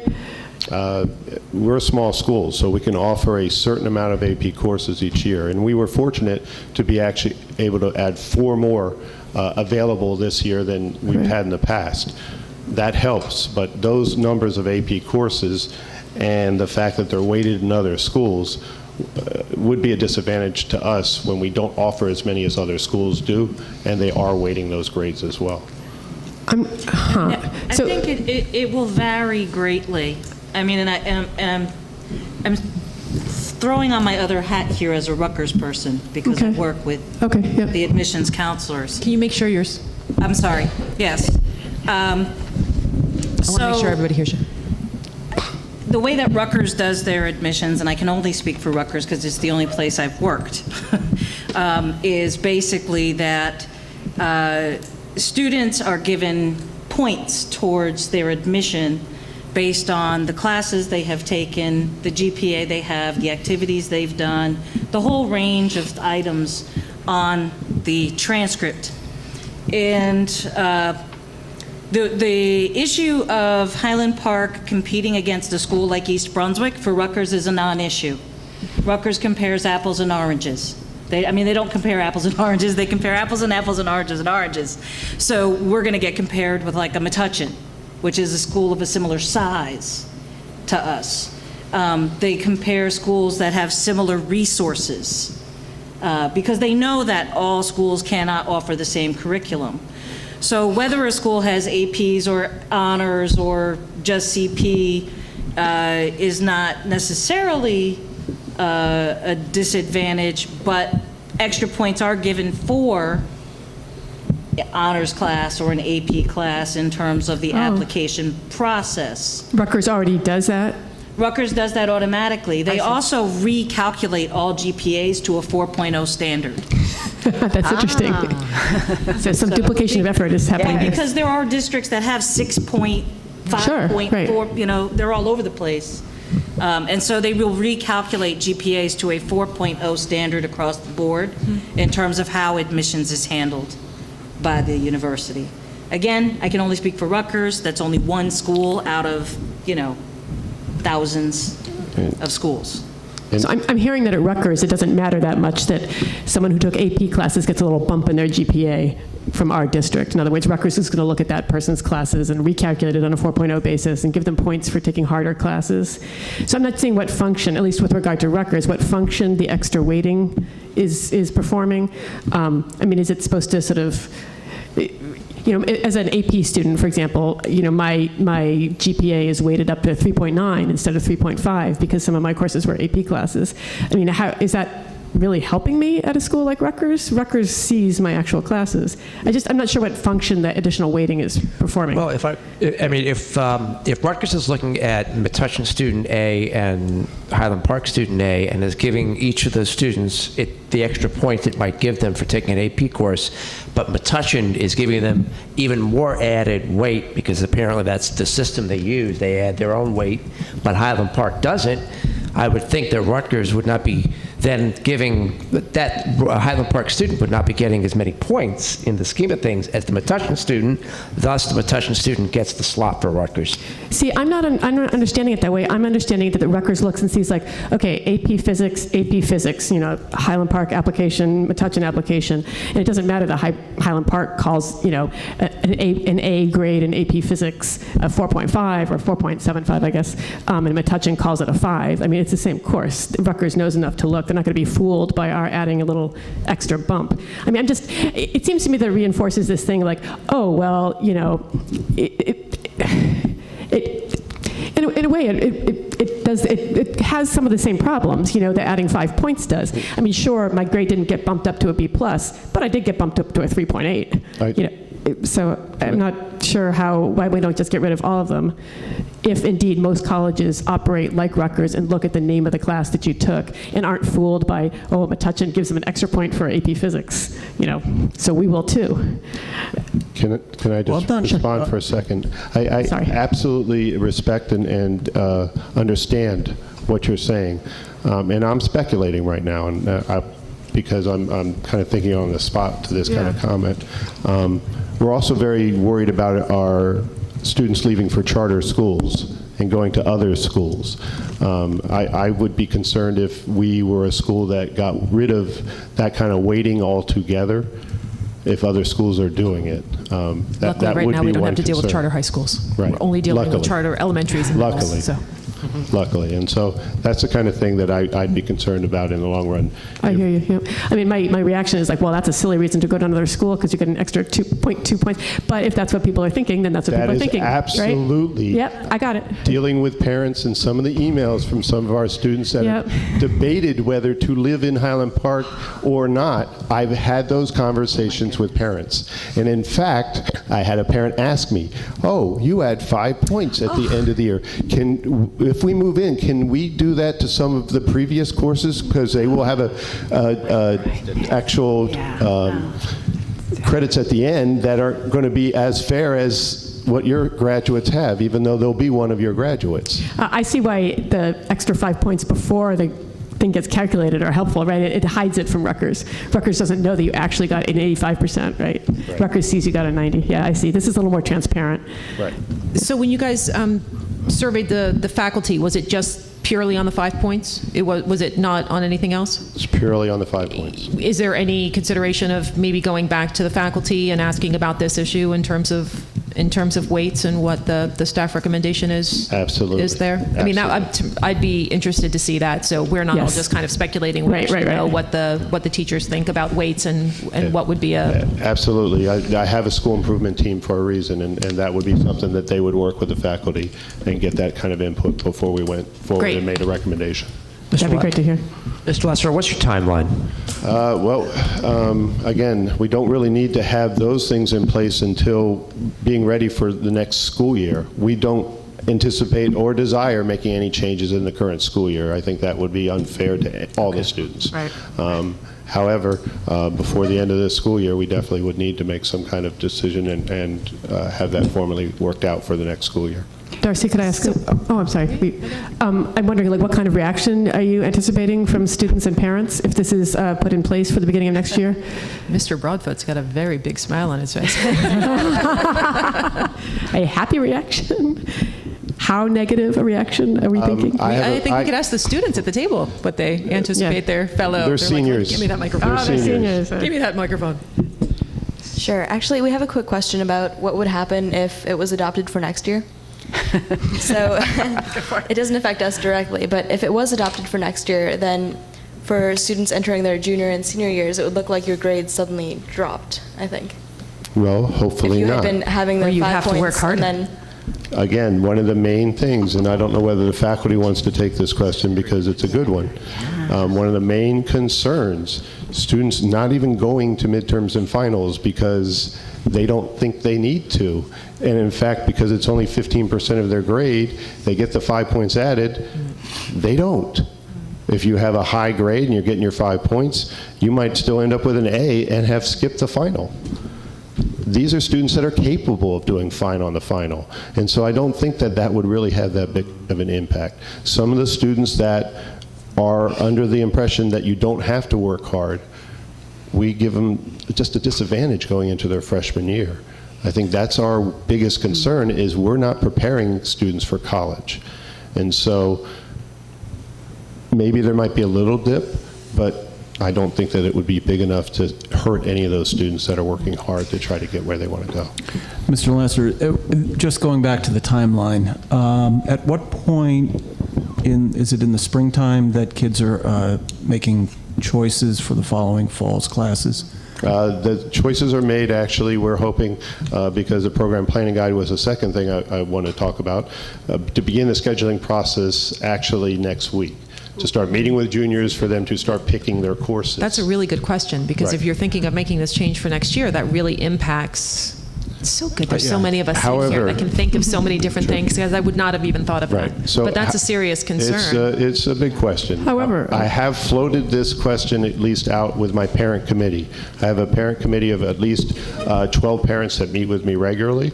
We talk about this. A lot of them feel that this has been kind of something that's hurting their kid. So when you put it out there, there will be pain. There will be students that are upset at first, but a short-term pain is much better than a long-term issue that we've been dealing with. That for sure. I think my point in asking the question is more about, would some kids make different choices for this coming fall? Right. And what I'm hearing you saying is that no, it hasn't been providing an incentive for children to take the AP courses that wouldn't have otherwise taken it.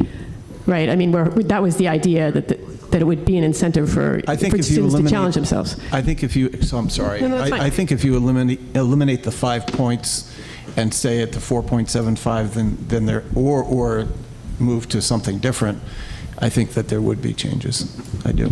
So it is having a motivating effect on some students, apparently.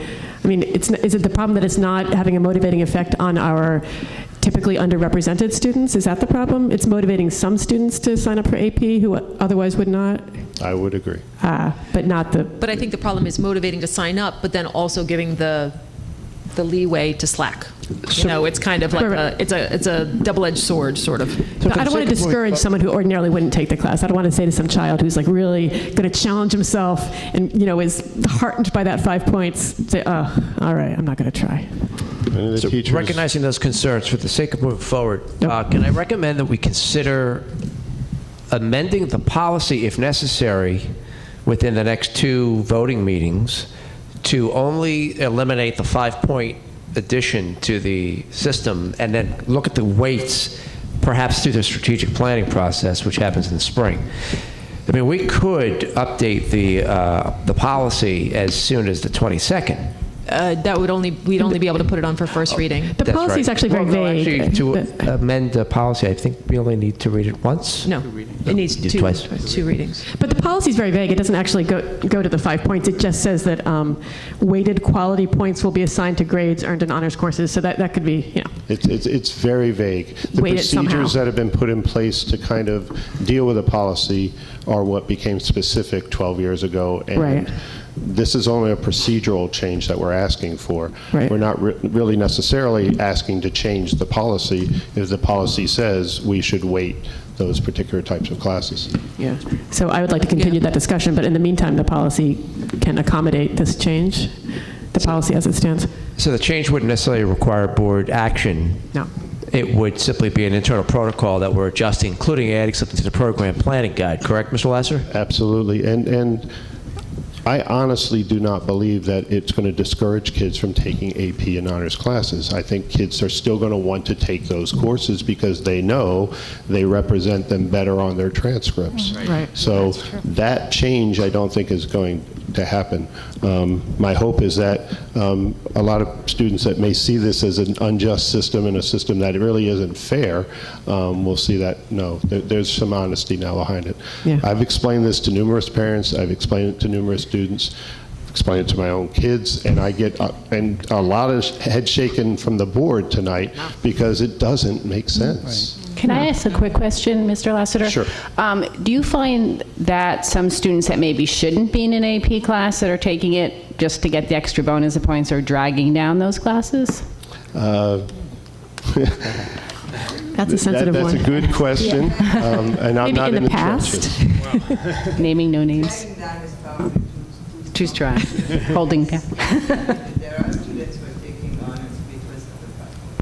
Oh, okay. They know that they have to only get 88% and they will have an A. Yeah. They have it figured out. Taking Okay. honors because it looks good on the transcript and they really don't do the work that's needed. It also causes strange prioritization on the students. I've had students tell me, I did not study for your final because I'm going to get the 5 points anyway. So, I mean, what are we preparing them for when they go to college and they say to their professor, I'm not studying for your class? Good Lord. You can't do that. Yeah. All right, I'm sorry, can we grab maybe Mateo's microphone for you guys? Will it reach over there? Or you guys can go up to the mic to, yeah, thanks, sorry. I think philosophically, if we just think about our role as teachers with the grading process, we're supposed to be giving a grade that we think that they deserve. It is very challenging at the end of the year to say, I have done everything that I could for this student to help them meet the expectations of the class. They have done this amount of work, this quality of work, and they received an 88, and now it's a 93. It's offensive, I think, to many of us, and it's caused us to really think about this process. And we are all here representing AP and honors teachers, but not only AP and honors teachers, because we are all teachers of CP level classes too. And to know that we see students working incredibly hard in those classes, not getting the 5 points, that is a real equity issue. And yes, if we implemented this year, or for next year, yes, next year it might change the honors and AP students, what their grades might look like, but it immediately would address an equity issue that our CP students are dealing with right now. And just to add, it may also help out with some of our de facto tracking that basically occurs throughout the high school. Yep. If you don't want to do the honors and AP class because you don't want to work that hard, but you've been doing it because you'll get 5 points, go ahead, take the CP class. That's where you're really slated to be, and bring the level of discourse in those classes up. Yes.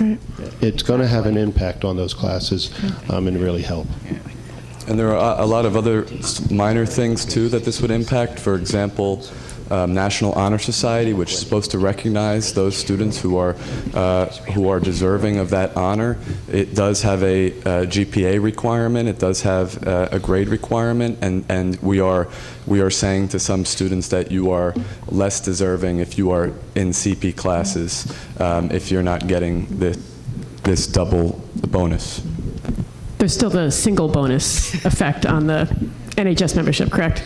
The 4 goes to 4.75. That, yes. Yeah, okay. So we're removing some of it. Right. And I know personally, I think that we could all be involved with the survey process of the faculty on the weighting, but I know I see the weighting as a decision made on the part of the administration and the district, whereas a grade is a personal thing in my class as to what the expectations are for the class. So that is that's getting taken away from us as teachers, and that's where we're seeing the biggest problem. Right. And I mean, I think the other issue with the weighting as well is we're seeing that this is done in every other district in Middlesex County. It's just a question to what extent. The 5 points were a complete and total anomaly. We just made it up. So, I mean, I think if we were to get rid of both, then once again, we're out of sync. We've gone from being out of sync in this direction to being out of sync in that direction. So, I mean, to me, I would be comfortable with kind of getting rid of the one, keeping the other, letting the teachers and the administrators work out, you know, to what degree that weighting happens, but then at least we're in line with our colleagues, you know, across the county, and I would assume the state. I just would like to add that we're talking about college admissions and transcripts, but my concern is the kids who don't get the 5 points. It really creates or widens the gap that is present anyway, that there is a group of students who not only are classes that look way better, but they get this cherry on top that the others don't. Yeah, I mean, my sense from looking around the table is I think everybody agrees wholeheartly. I don't think there's any question about this. And we had a presentation about this a couple of years ago as well from Dr. Williams, and it just kind of somehow got lost. That's what I was going to ask, is if this is the same issue that he brought up. It's the exact same issue that was brought up a couple of years ago, and it just kind of got, lost in the morass. So I appreciate everybody bringing it back up, and that we're finally gonna tackle it. Yeah, I applaud you, because I think that too many students go into college not understanding what's going to be required of them there, and that taking the brave step of looking at that 5-point as a process which encourages them to try less rather than trying harder. Doesn't translate well into the first year of college. I can tell you from firsthand experience. I think that I'm encouraged that we'll continue to look at the process, look at how other districts do it. I'm very excited to hear what you all find in your work that you're doing, and certainly, if the teachers come to us and they say this doesn't work, that this is causing our students to not work as hard as they should, that some students are doing it just for points, then that's something that I feel like we need to pay attention to and move on. Okay. I also just wanted to say one thing. I think that this really speaks to the culture change that I'm feeling, not just around the board table, but that you feel comfortable coming to us, that we feel comfortable having this conversation. I'm like bursting with gratitude that you're here talking about this. I think it's wonderful. But I also feel grateful on the behalf of the students. I think that this is something that will send a very clear message about what our priorities are. We are not in the business of teaching students how to play the game. We are in the business of teaching students how to enjoy learning and how to be, involved in their own curriculum and the whole process of being in school. And it's not for college admission, in my view. And I'm happy to hear that I'm not alone. So I just wanted to say that out loud. Thank you. Thank you. You had a second part to your... I do, but I want to make sure the teachers realize I don't need them to explain the program. Thank you all so much for being here. Thank you for coming. Yeah. I don't know. Mr. Krieger.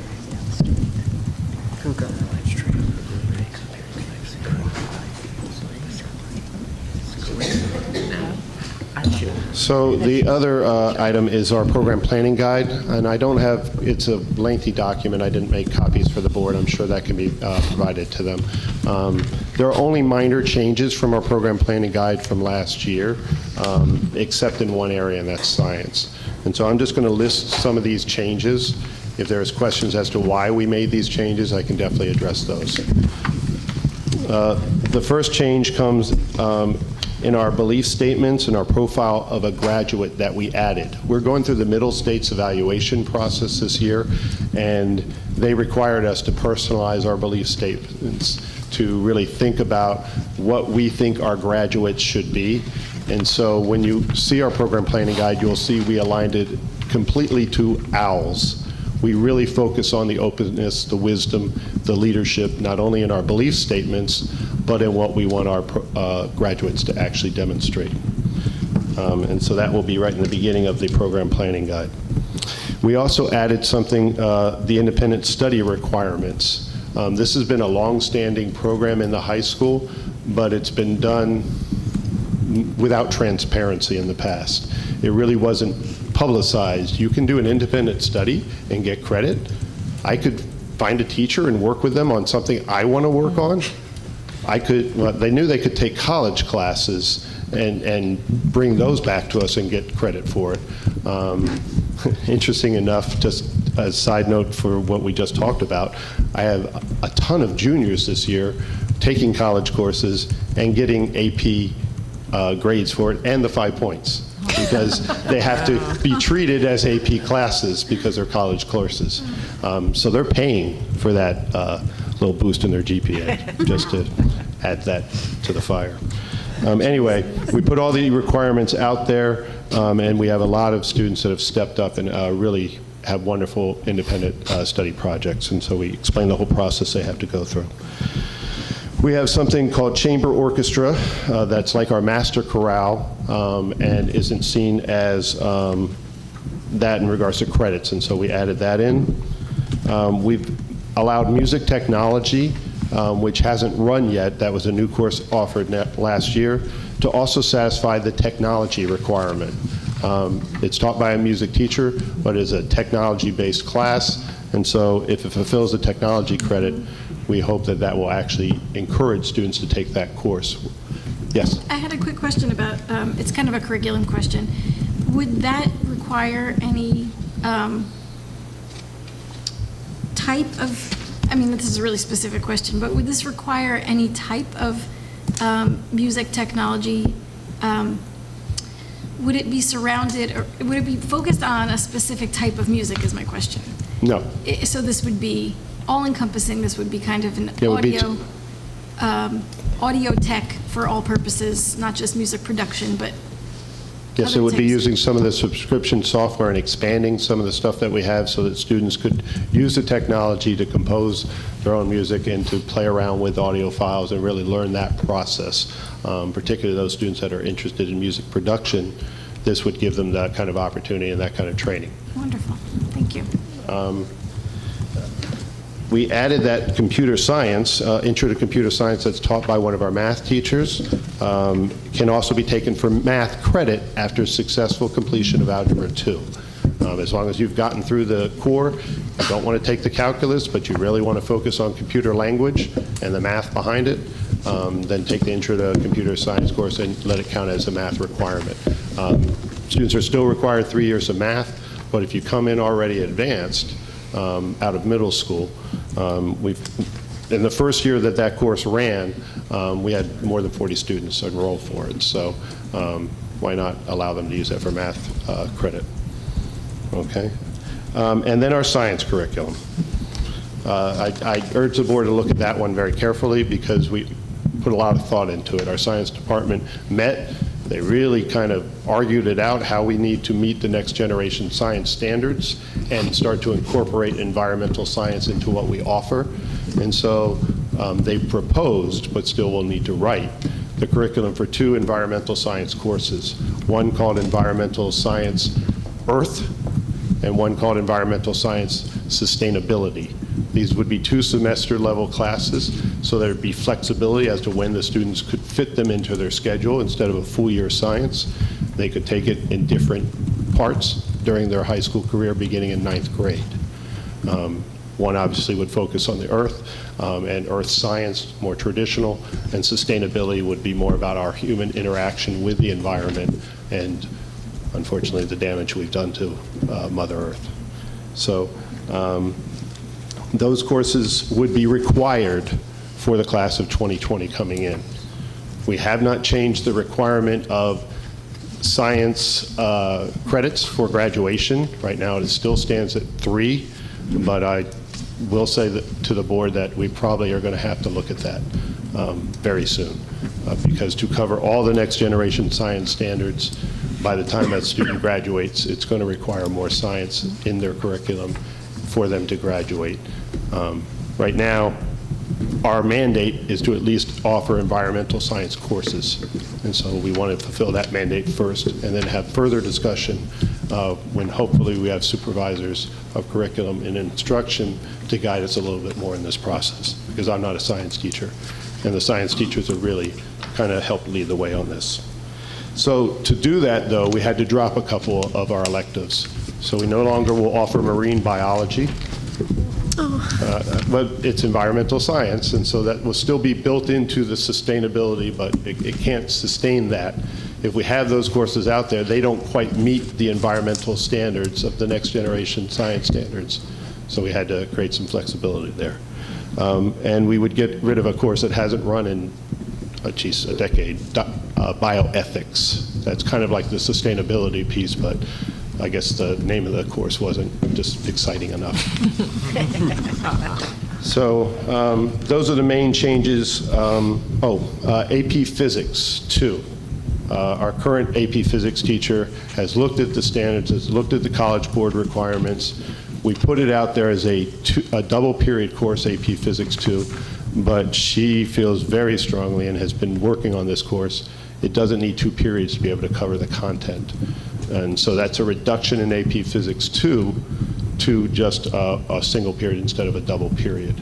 Again, the goal of all of this is to make it so that the course structure is more flexible and kids can get environmental science built into and make that a choice going forward. And the last one is Applied Physics, which is actually lower than a CP level course for the students that really struggle in science. Applied Physics is currently a full year, but the curriculum doesn't sustain a full year. It sustains a semester and then some add-ons with astronomy, which is a course, again, we will not offer next year.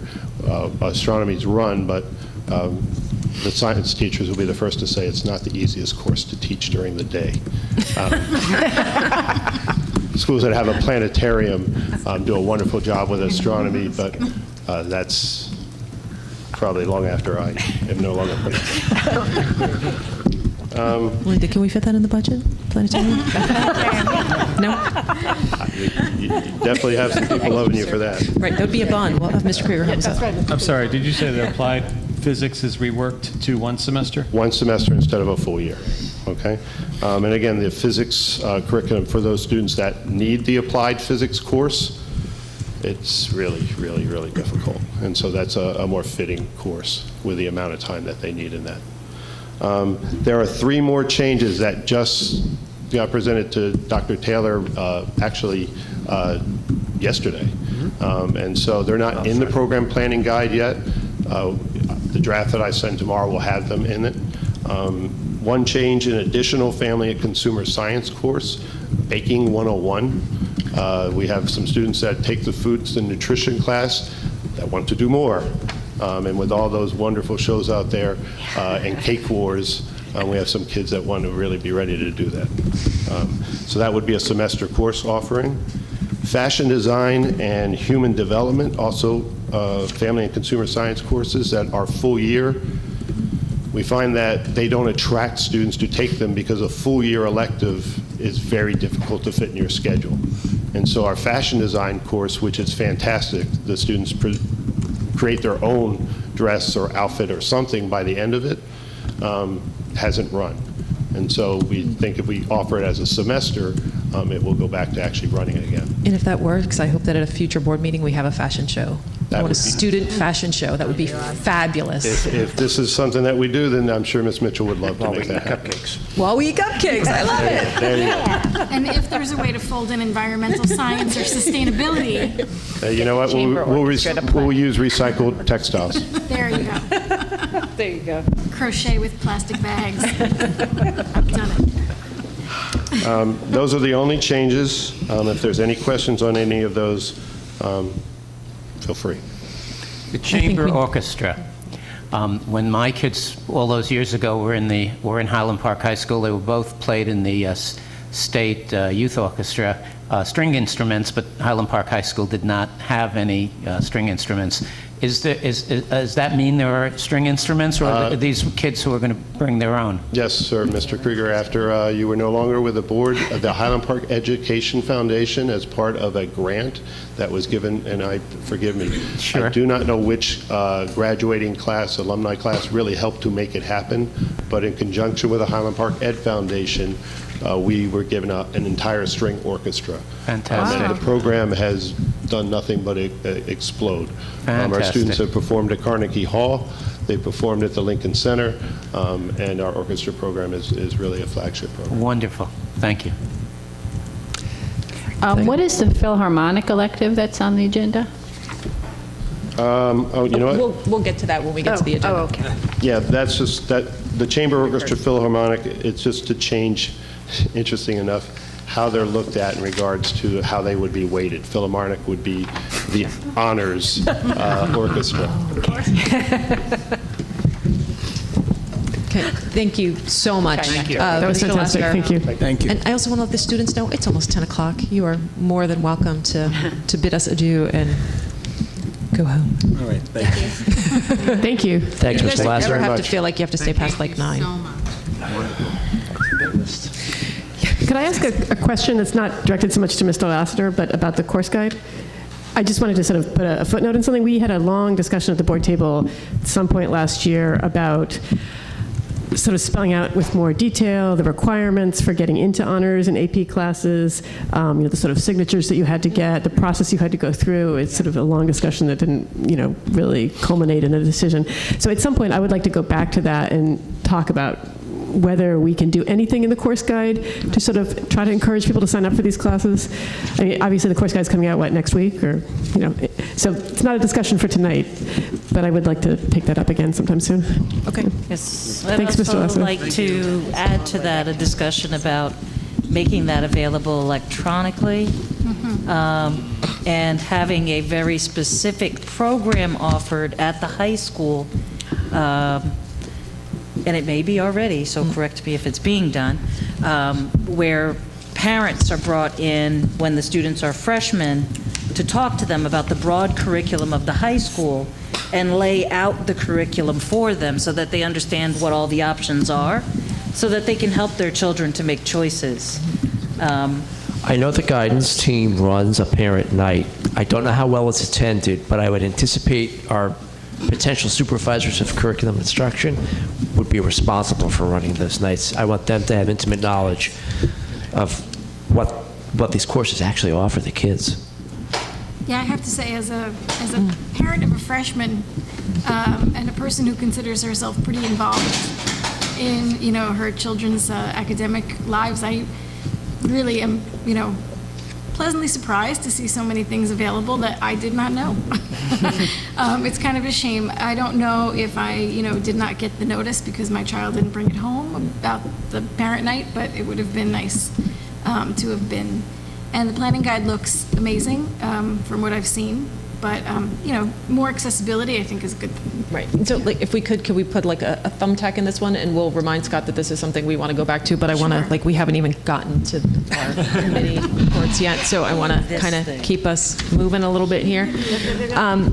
And this is the first time we're doing this way, so, it may be a little bumpy, so I want to make sure we have enough time to do it and not be here till midnight. So the first report is finance and facilities, so I'm kind of assuming that, we'll kind of do this with the administrator's help, kind of like we would in a committee meeting first, and then if there's any board discussion. So instead of me turning this over to Rob for finance and facilities as the committee chair, I'm going to turn it over to Linda as our administrator to kind of go through the.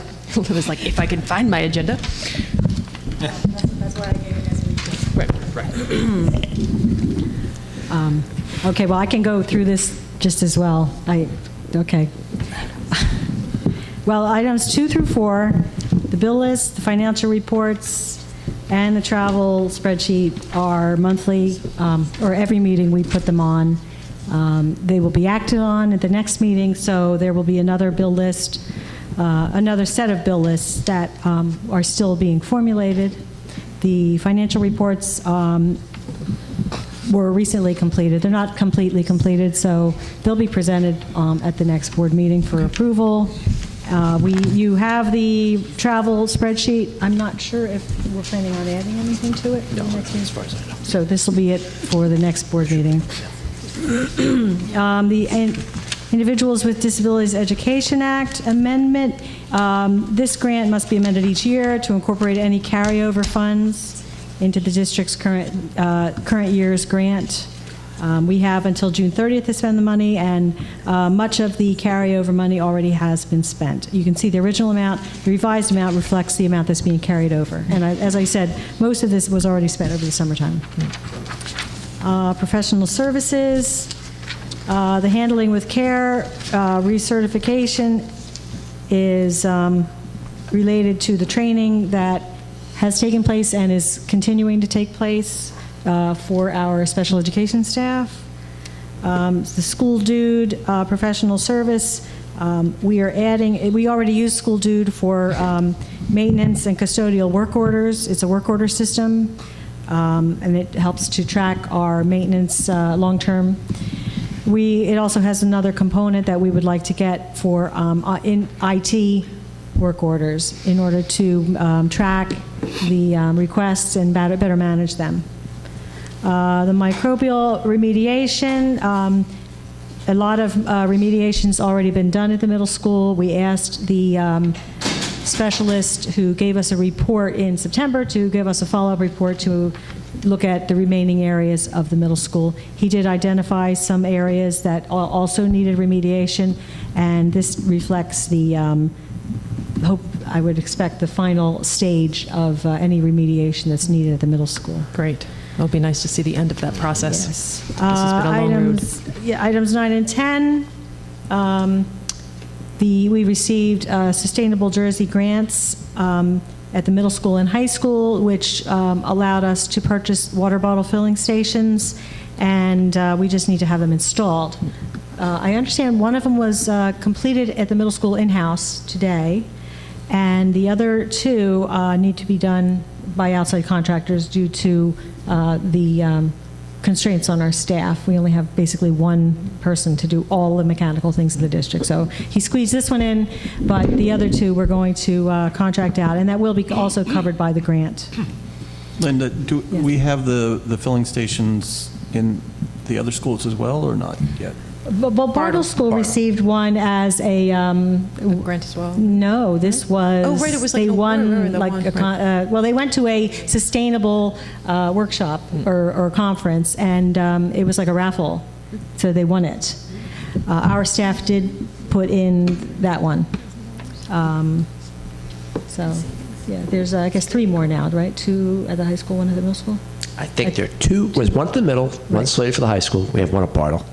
Right, I thought there was 2 at the, no, actually 2 at the high school, I think. They use the bulk of their grant for the water bottle stations. Item number 11, we have a basically flow-through aid for non-public schools to receive technology. It's not a lot of money. There's no cost to the district, but we need to make sure the money gets to the non-public schools. We have the Middlesex Regional Ed Services Commission administer this grant because they do it for most of the districts in the county, and so they can have one contact person. It's basically centralizing the function. And we are required to memorialize the purchases by getting board approval to spend this money. And as I said, all of it is funded from this special aid that the state provides to us to give to the non-public schools, or to use for the non-public schools. So this is just a pass-through? Yeah, but this is total pass-through. The boiler upgrade project at the high school, the request for bids has gone out. We had a meeting last week, a pre-bid walkthrough with several contractors to explain further the details of the project. We will be accepting bids on February 17th.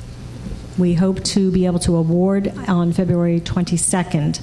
It's a quick turnaround, so I'm not sure if we'll have it on the agenda. It may have to be an addendum, just due to brevity of time. We need to get the attorney's review and the architect's review of the bid documents to make sure that they're in compliance before we award.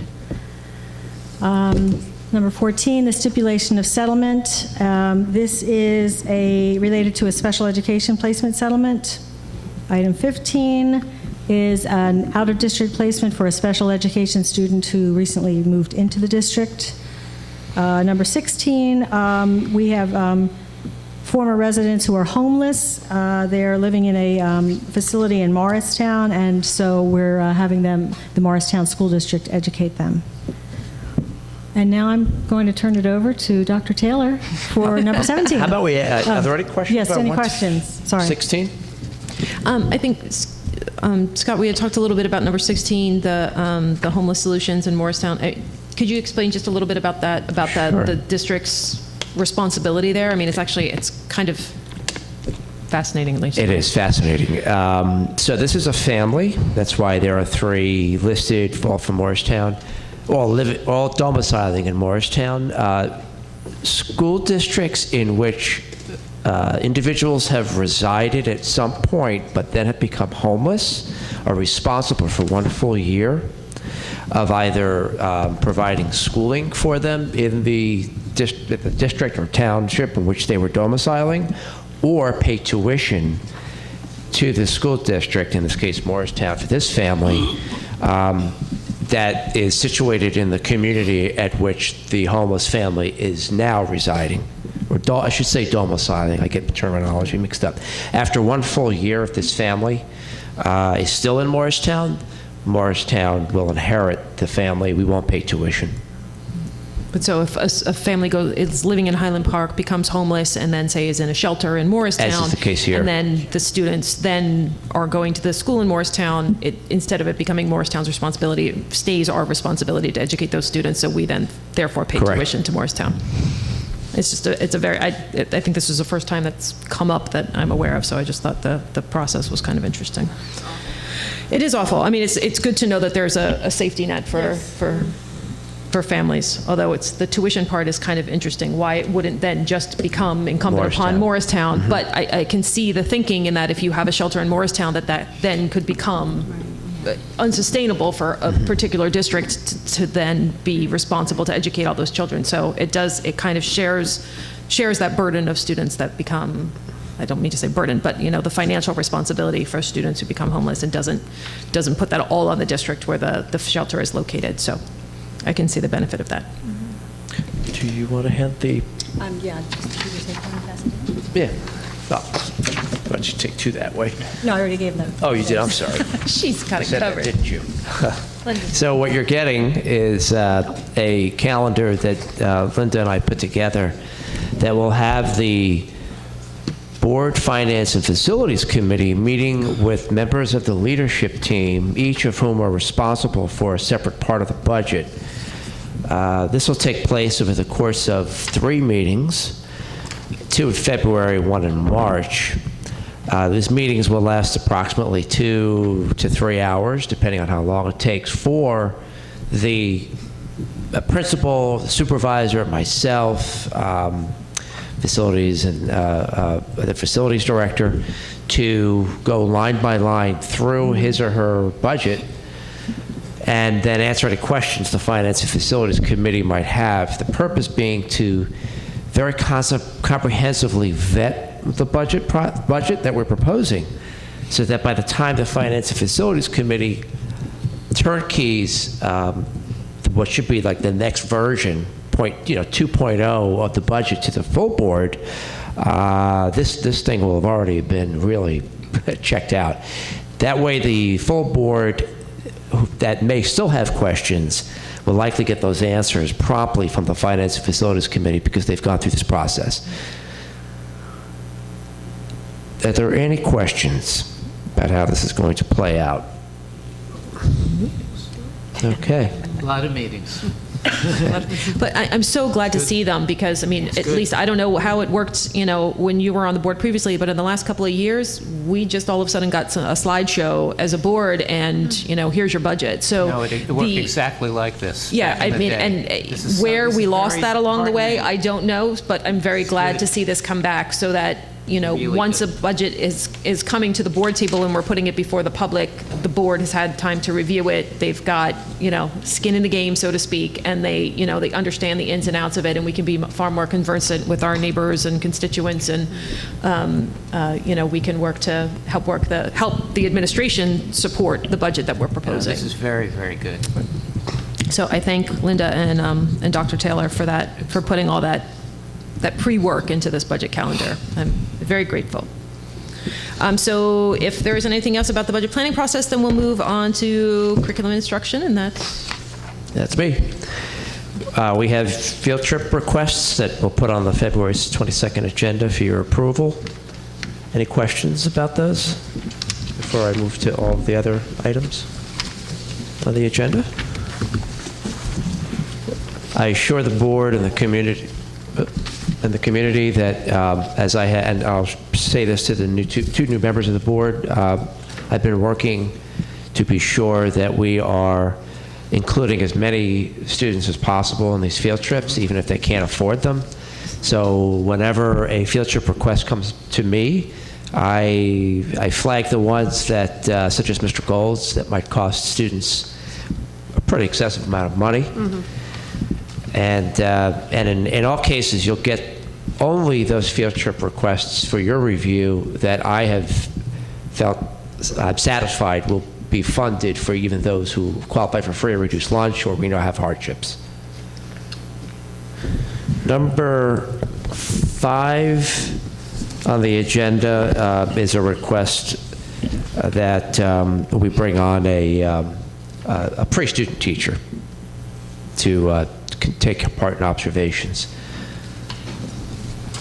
Mr. Lassiter already spoke about number 6. He alluded to it. We didn't talk too much about instructional supplies, but we will be asking for funding in that area. We talked about number 7 when Mr. Lassiter made his presentation, as well as number 8. Number 9 is a request that we approve the teachers on this list to receive training that's being turnkeyed by folks in-house. Sarah Kirk is the Bartle guidance counselor, and Anna Shannon is a member of the child study team for the lower grades. I provided some members of the board who had questions about Handle with Care training, a background, a little bio, I should say bio, an explanation of what it is. Essentially, it's a way for us to, without having to lay hands on children, find ways to quell any potential physical interactions between students who might have severe behavioral disabilities and teachers. So I'll take you then to numbers 12 and 13, which is a request that the board, as it's been doing already, continue to help us support what will be our spring into summer after-school programs and sometimes weekend programs that are funded by our NCLB grant, Titles 1 and 3. Any questions leading up to 14? 14. I'm sorry, I wanted to go back to the field trip request. Sure.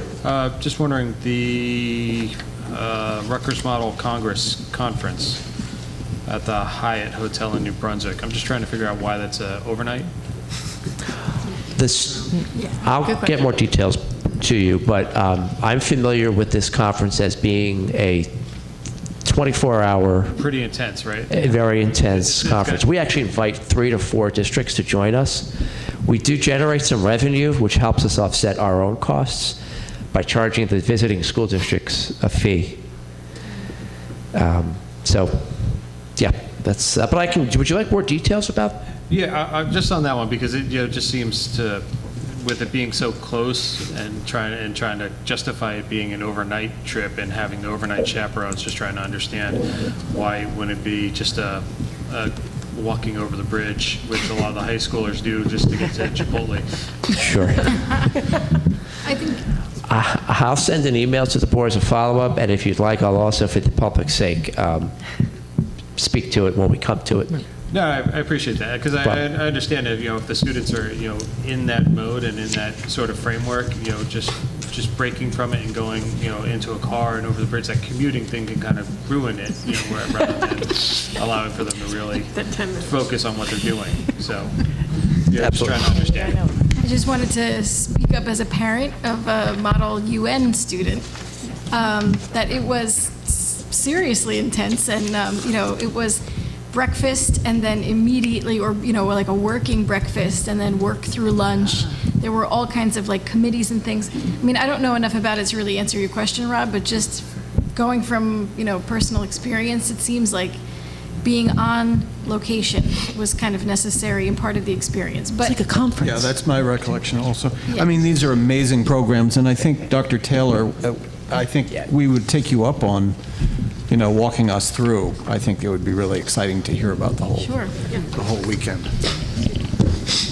So the last item I'm proposing for the board to approve at the next board meeting, February 22nd, is next year's district calendar. This calendar, you're receiving a copy of it now in its draft form, has been put together with input from the leadership team on 2 separate occasions, 2 formal meetings we had about the calendar, and on 2 occasions with leadership from Highland Park Education Association, the Teachers Association. It has gone through many, many different iterations. So I thought I would highlight a couple of the changes. Forgive me, I may be throwing some people for a curve because of the format. It looks different than what we might be accustomed to. A couple of highlights, changes proposed for next year, that when students return to school in September on the first day, make that a half day for students for all kinds of reasons, one of which is to provide extra professional development for the staff. We're already looking to use that half-day time to allow teachers to review children's IEPs, those who were classified, common planning time for teachers now that they had a half-day back to just make sure everything is in order on grade level. Another proposed change for next year is actually eliminate half-days, which we were using for professional development. Not all half-days, mind you. The half-days that come prior to a vacation will remain intact, but the half-days we were using for PD, we would fold into a full day, actually 2 full days, one that would occur in the beginning of the year in September, and then one in the middle of the year in February, so that we could provide teachers an opportunity almost mid-year, a little later than mid-year, chance to debrief, decompress, and get a little reinforcement, a little charge before the end of the school year. And the other change that I'm requesting is we have a very formal process whereby if we have inclement or weather closing days, we follow a system that would have us add days to the end of the school year. And if you look at the fine print at the bottom, it explains how that would work. And I also indicate the days that the district would give back if we didn't use those snow days. That would all happen around a Memorial weekend. So it could either be a very long, sunny Memorial weekend or a long school year, depending on the weather. it seems like that would be a good incentive to not take off for every inclement weather event, which is a good thing. You know, I mean, safety is absolutely important, but some years we get a lot of snow and some years we don't. It seems like it's really, you know, very variable. I'll tell you that the only critical feedback, I don't mean that in an evaluative sense, subjective sense, but change-related feedback from some of the folks with whom I spoke has to do with where to take the days or back from kids if we had to close. I initially proposed spring break. That didn't go off too well with too many people. So that's why I'm suggesting the end of the school year. So what I'm going to suggest here is typically discussions around the calendar can be voluminous. So I think it helps. I think this is where this process is really going to come in handy for us all to really take a look at it, really think about it. If questions between now and the next meeting can go to Dr. Taylor, so he can answer them, consider them, whatever needs to happen. And then if we still have questions when we come back at the next meeting when we're voting on it, then we can iron those out then. The one quick question I had just looking at it is, we typically have half days also for conferences. Are those, have those been considered? Yeah, they should be. I'll list them on this calendar. Okay. Which we do on the old format, don't we? Yeah. So, I mean, that's one consideration. We've had one, whether we change the look of the calendar. I mean, poor Scott, when he first presented me with the calendar, I was like, oh, it doesn't look the same. I don't know how to read it. We can't handle change. We kind of become creatures of habit, which I'm not opposed to change at all, but I think there are certain things that we need to make sure are on the calendar, so parents, can just look at the calendar and in one glance go, okay, here are all my half days, here are all my, I'll build those back into the calendar. And I think what I'll do when I follow up with the board about the field trip question and anything else that might come up between now and midnight, I will also get back to you with an updated We're getting you out of here calendar. before midnight, I promise. Promise. I'll get back to you with an updated calendar. Okay. Okay, so I'll move on to personnel. Excellent. Yeah. Is there any other questions, calendar? Nothing? Okay. Go. Okay. Parent conferences. Okay. So the first request of the board, number 1 under C, is that we actually continue a practice that I believe we've had in place, and that is if we have an emergent hire, an emergent need, and the best case scenario I can imagine right now is we have a child who requires a paraprofessional to work with him or her, and we can't wait for the next board meeting. I would ask that the board respectfully allow us to bring that person on board. Of course, pending background check, we now conduct a 24-hour background check if we don't have the fingerprints from the Department of Education in place, but be able to provide retro pay pending the board's official approval. So we can think about that as I move on to numbers 2, 3, and 4. I want to hand out the timeline for the Supervisor of Curriculum and Instruction for Humanities selection process.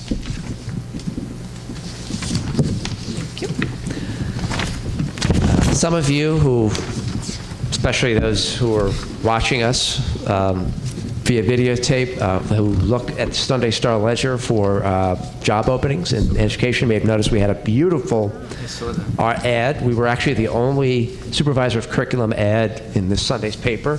I had everything to do with that and nothing to do with that at the same time. We just got lucky. We are aiming to have somebody present. Now, when I say we, I'm talking about the Personnel Committee and I have somebody recommended to the board by March 21st, up for discussion March 7th. So I will bring somebody to the board on behalf of the Personnel Committee on March 7th, and then the board would take action, hopefully on March 21st. Now, this is a position that was already built into the budget, not a new position. We had just lapsed in our hiring process. I waited until now because I want to take stock of what our needs are, and it's very apparent that our needs right now lie mostly in the area of literacy instruction, especially in the lower grades, K-8. So I'll have you take a look at the timeline. You could reflect on that. I'll move up. Do you want me to take questions? Yeah, if you don't mind, I actually have a quick question. When you did the interviews for the special ed supervisor, you had members of the personnel committee in the interviews. You would do the same thing here, so that the personnel committee has already met the person before they're presented? Yeah, thanks for bringing that up. I didn't include those details, and for the new members of the board, this is very new to you. So the first round of interviews, which will take place the 25th and 26th, will involve a 6-teacher, 2-administrator team. We hope to interview as many as 12 candidates for that position. We already have 41 applicants. Oh, wow. And that's just with it having published on the web this ad vacancy 4 days ago. Wow. So, yeah, we're an up-and-coming district people want to jump on board with. So That would be the first round group. The second round group will include all members of the Personnel Committee who could be there, myself, the principals as well. That will take place in the early evening hours to accommodate everybody's schedule. And that way, the Personnel Committee will have had a vested interest, a real stake in this whole process. They'll see at least 4 semifinalists, who I then hope will recommend at least two finalists to me for the final round interview, one-on-ones. And then I'll make that final decision, recommend to the board. No, I'm so glad. It was such a well-crafted process last time that we went through this, and it was so helpful to have the Personnel Committee to be able to come and say, I've seen this person, I've spoken to this person, I agree with this recommendation, and then to actually have the person here physically before, and to get to speak with us. So would you then, at the March 7th workshop meeting, that you would introduce that person to us, or at the 21st when we're voting? No, I would. I would actually invite the individual to come meet with the board. Wonderful. And that way you could take a look, place a face with a name, and then we could discuss the candidate ahead of the March 21st board meeting. Right. Wonderful. Okay. Does anybody else have any questions? I have a question. Can you give us, or me at least, a short description of where this person fits in the district? Is this a central office position? Great question. Yes, correct. So I'm going to send you all the back issues of the Taylor Notes. Every Thursday I send the Board of Education an online newsletter. Oh, great. Okay. And in at least a few of those newsletters, I shared a chart that we put together that shows you, since I think 2006, different directions in which our leadership team has gone. We've gone from a place where you used to be back in the 90s with Dr. Bastardo, which I'd like to get back to. Oh, sounds when you had supervisors responsible for humanities and STEM. Yes. We're calling it STEM now. It wasn't in vogue back then. And these folks would take the position, as you see in the chart, that has been vacated by several assistant superintendents, supervisors. We're down to very bare bones right now. So this supervisor, and then one I am going to propose, we bring on board after July 1, hopefully, will then occupy the central office that was taken by the assistant superintendent. Good. Okay, thank you. Yeah. That change was made, I think, by Pete Bastardo after I left the board. But so in my day, it was an assistant superintendent for curriculum development. But I think similar kind of function and not too much overhead. Not too many people. So this is good. This is very good, and it's a good process. Great. All right. Thank you so much, Scott. So policies and regulations, is that? Oh, I'm so sorry. Actually, two quickies. I'll be quick. Well, number 4 is a request for disability. If there are any questions about that, please ask. The other item are my goals. I'm so sorry. Share this, and we can discuss it further at the next meeting. Thank you. So I have to have goals you use to evaluate my work by the end of the year. Actually, it should happen late May, early June. School boards guides you through that process. These are goals I am proposing for this year. I believe either at the school board retreat that we were talking about doing at some point, or at the very latest, sometime in July, we would talk about my goals for year 16 and 17. But I'm proposing these goals for this year, and these goals are lifted directly from the district goals, because I do believe strongly in being held accountable for reaching the goals that the community, including the board, established for the school district. So this is for you to consider, and I guess if you have any questions, you can always email me, call me between now and the 22nd of February. Great. Thank you so much. I'm sorry to cut that part off. Not at all. And so now we can move on to policies and regulations. And did you have something about the one that's on here?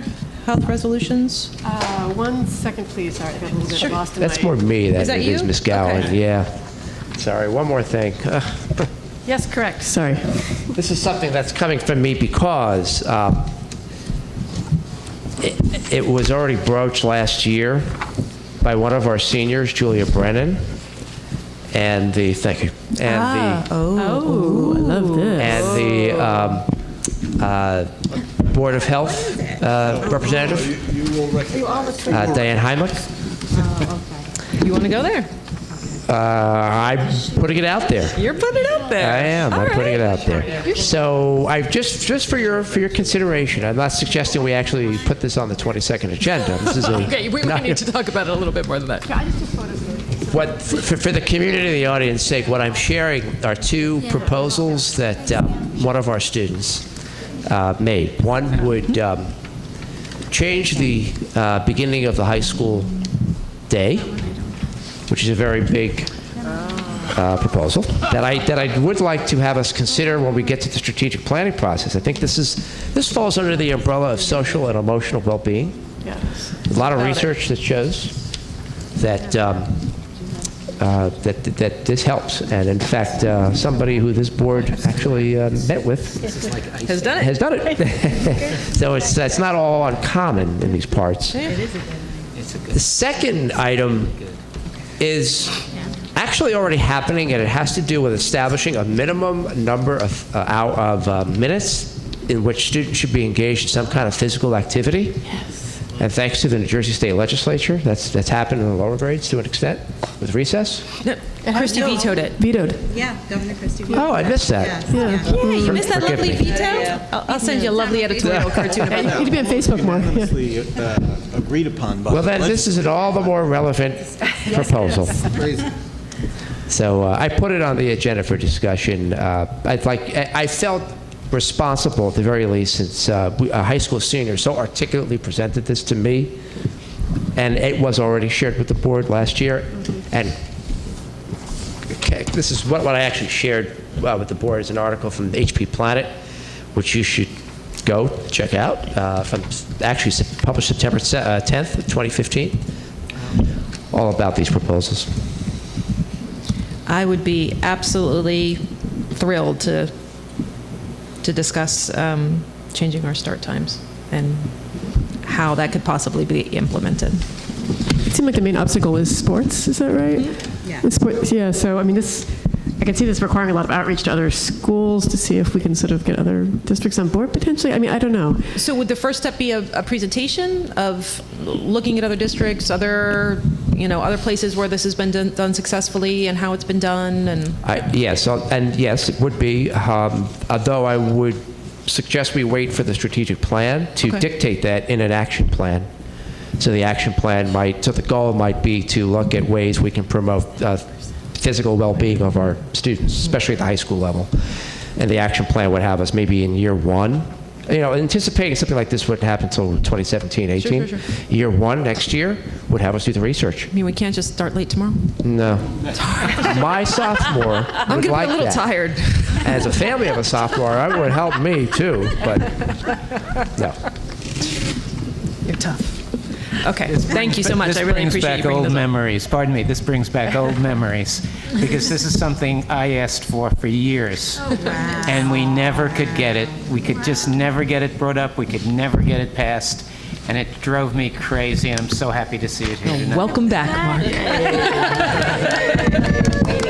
So happy to see this. Okay, are there any other questions for Scott about the policies? Okay, wonderful. So we are going to move on to the president's report, if I can find that. And forgive me, I would be a little bit more dynamic if I weren't so tired, so I think I may just kind of read what I've prepared instead of being more extemporaneous.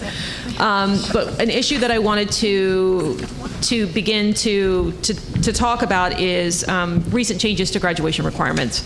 There have been changes to graduation requirements for current seniors, and now there are proposed changes to graduation requirements for classes moving forward. So I've been working in conjunction with folks at the Education Law Center.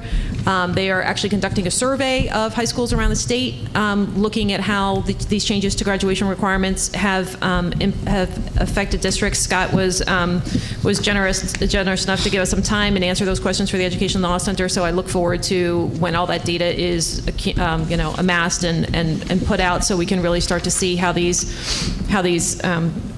changes are affecting our students. And for this year, to many it may seem reasonable and perhaps even generous, the state of New Jersey gave members of the class of 2016 a laundry list of tests that they could pass in order to graduate. New graduation requirements rolled out this year replaced the previous graduation exam, which was the HESPA, with a whole host of options. High school seniors must now receive a particular score in both language arts and math on the PARCC, and if they fail to achieve the required score, they can use scores from the PSAT, the SAT, the AccuPlacer, or the Armed Service Vocational Aptitude Battery, otherwise known as the Armed Forces Qualification Test. If a student fails to attain the needed scores on any of these tests, there is a portfolio option that's available. One of the many issues with these new exit exam requirements is that they were put in place without going through the proper regulatory channels. As the Education Law Center has pointed out in testimony before the State Board of Ed on January 11th, the state has implemented these policies without following the legal requirements for changing high school graduation standards. So it's sort of like we're talking about with, changing this 5 points. You can't just all of a sudden do this. The students need, to be made aware of this as they're making their choices as they go through. Modifying the existing assessment regulations or providing the necessary opportunity for public review or comment on policies which affect every high school student in the state. This has led to a challenge filed on behalf of New Jersey parents by the Education Law Center and the ACLU at New Jersey, and calls into question the legality and legitimacy of the department's new graduation policies. Under the regulations, when a student enters high school, they should know what is required of them in order to graduate. The current senior class was not informed as freshmen that passing any of these tests would be a graduation requirement, nor were they told that the HESPA would no longer be an option. In fact, the regulations in place today still state that students must demonstrate proficiency in all sections of the HESPA or ASA, which was the alternate assessment, to receive a New Jersey state endorsed diploma. So the state has done this unilaterally without going through the proper channels. It's important to note that scores on exams like the SAT and ACT, which are fee-based assessment, closely correlate to socioeconomic status. ELC points out that in 2014, about 2/3 of the seniors in the state's poorest districts took the SAT or ACT. Their average SAT scores did not reach the NJDOE's proposed cut scores for graduation. Here in Highland Park, there has already been speculation as to how many students the new graduation requirements have put at risk of not graduating, and rumors that many students were put at risk of not graduating because they opted out of Park. The facts do not bear out these rumors. There are less than 10 students in the district that have not met testing requirements, and only half of those students opted out of the Park. The greater issue by far for the class of 2016 is the DOE switch from using the HESPA as a graduation requirement, which had a pass rate of 85 to 90%, to the PARCC, which this year had a 30 to 40% pass rate. So just from that pass rate, you can automatically see how many more students are going to be put at risk of not graduating. The switch has been devastating for many seniors across the state. In Clifton, nearly 193 seniors have yet to meet the exit exam requirement. This is creating havoc in the district as administrators scramble to assist students to prepare portfolios to submit to the state. When you live in a state like New Jersey that has an exit exam requirement, it is not readily apparent that no such requirement exists in most other states. Education policy analysts at the Education Commission of the States in Denver report that in 2016, only 13 states, including New Jersey, required exit exams, which is down from 25 in 2012. In addition, there is a movement underway across the country toward awarding retroactive diplomas to individuals previously denied them based solely on exit exam requirements. In New Jersey, however, the state intends to make the exit exam requirement even more stringent than they are this year, putting even more students at risk of not graduating. In changes proposed to the State Board in January, the department proposed that starting next year, the class of 2020, which are our current 8th graders, and all subsequent classes will be required to take every single high school PARCC exam before they can access any other options in order to graduate. So in other words, you don't take every single PARCC test in high school that you are eligible to take, and then if you do not pass those PARCC exams, you have no other options for graduating. In addition, for the class of 2021, which are the current 7th graders, the state will no longer allow any other substitute assessments, no more PSAT, SAT, etc. The only path to graduation will be passing the PARCC ELA 10 and Algebra 1 tests. Statewide pass rates on those two tests this year were a staggeringly low 37%. This could put 63% of our students at risk. If a student fails one or both of these tests, their only recourse will be the poorly defined portfolio assessment. Highland Park senior class consists of 121 students, and based on the data that we collected from the questions that the Education Law Center had asked, 35 of those seniors did not pass the Park ELA 11, and 23 did not pass a Park math exam. And these students were able to use an alternative assessment in order to graduate. If these options are taken away from students in the future, this leaves that many more of our students at risk. As the board president, I feel it's my obligation to inform the board and the community, including our students, about these potential changes. I plan to continue to research the issue and to work with the Education Law Center to draft a resolution that the board can adopt to express our concerns with the legislators, the state board, and the commissioner. I look forward to any comments from my fellow board members and from the community regarding changes to this year's graduation requirements and the changes proposed for the classes of 2020 and beyond. So if anyone out there has any concerns or thoughts on this, I encourage you to email me directly. My email address is boedcimarusti, which is cimarusti@hpschools.net. And please send me your comments or concerns before our next board meeting at the 22nd, where I plan to present a resolution pertaining to the proposed changes. And there's also a state board meeting on February, Michelle, do you remember the date? 11th, 13th? It's coming up. Is it the 11th? Wednesday, the 11th. And the graduation requirements are actually on the agenda for discussion and open for comment. So with the board's permission, I would like to go and comment on behalf of the board. And if anyone has any questions or comments or thoughts about these changes. I will be going with you, but I will not be representing the board. I will just be. Mama Michelle's going. Watch out. One angry mama. Yeah, I'll be going to speak. I'll have a lot to say. Thank you. Thank you, guys. Absolutely. Does anybody have any thoughts or concerns or questions, or think it's great, think it's awful, think it's Great that you're going. But awful that you need to. And Michelle. Yes, thank you. Yeah, no, and that's a great update. That's really Thank you. valuable, and thank you very much. It was like, actually, when I dove into it, I was kind of a little shocked at how bad it actually is. I mean, because it does seem like, but the kids are getting so many options to be able to pass, but they kind of had the rug pulled out from underneath of them. They took a test that they didn't even know ahead of time what score they had to get on the test to even pass. So they kind of blindly took this test, and then all of a sudden it's become a graduation requirement. And yes, there are other options. There's the SAT, there's all these things, but not all kids are going to be able to, take a prep class for the SAT to get the score that you need to get. I mean, it really reinforces a lot of equity issues. Mm-hmm. So the email this weekend from the Save Our Schools New Jersey pointed out much of the same, and it's not only kind of an attack on the high schools, but as my wife might talk about, she's an education professor.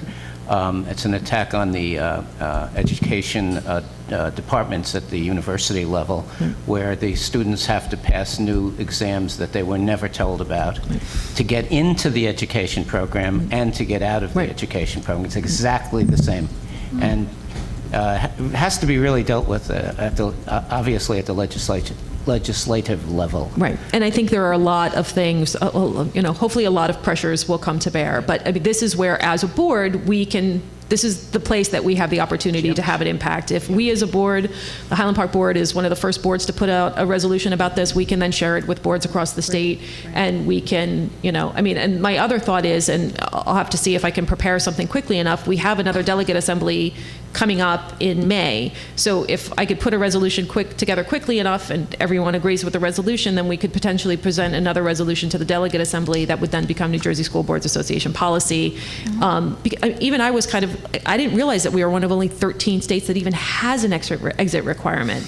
I don't think that this increases the level of educational attainment that our students have. It's just a bizarre hurdle that we kind of put in their way. So, so I'd love any feedback from board members, community, whoever, as to your thoughts about, exit exams. And I would like to know if there's any information that you were given or that the state put out in terms of, proof of the quality of Park. Because it looks to me like it's an arbitrary choice in exams. Well, I mean, it's kind of fascinating that the states are dropping out of the consortium left and right. Like, we're one of only 6 states left in DC. We're not only doubling down on it, we're like tripling down on it and saying, our students have to pass this in order to are the cut scores going to stay where they are? Are they going to change? Or some of the states that have stayed, they've changed the cut scores, so they're not going with Parks cut scores. They've done. It's just, it kind of becomes very arbitrary. So. Make me a tinfoil hat, but I think Pearson being in New Jersey, headquartered here, might have something to do with it. That's just a theory. I think it's very interesting that we're doubling down on Park, like you're saying, as so many other states have called it quits.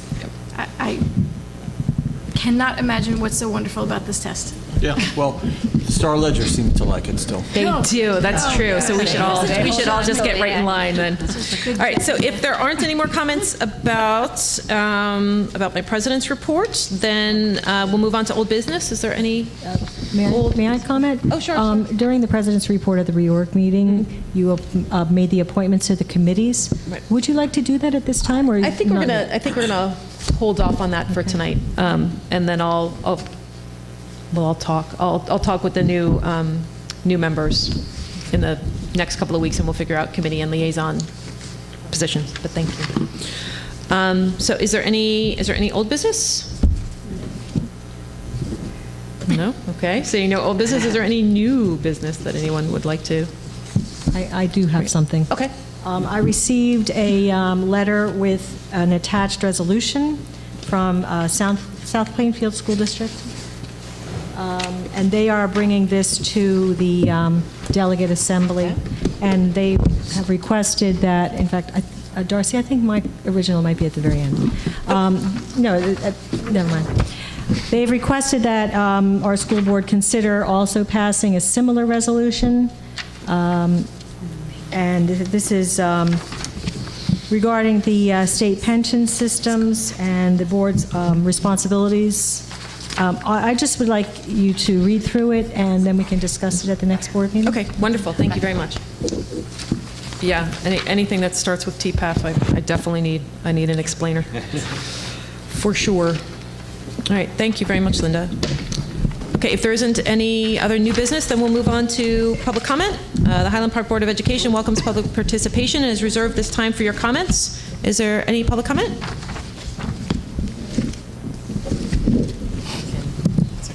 Please just make sure to state your name and address. So Heather Tieringer, 39 South Adelaide. I just wanted to comment about the grading. I know that was a while ago. Not that I've been counting the time since then. So my recollection is that part of the reason why it was put into place was to help our students, because when you're coming from a small school district with not a lot of AP classes, and when there are scholarships and college acceptances that, yes, Rutgers may recalculate, and some schools recalculate, but not all schools recalculate.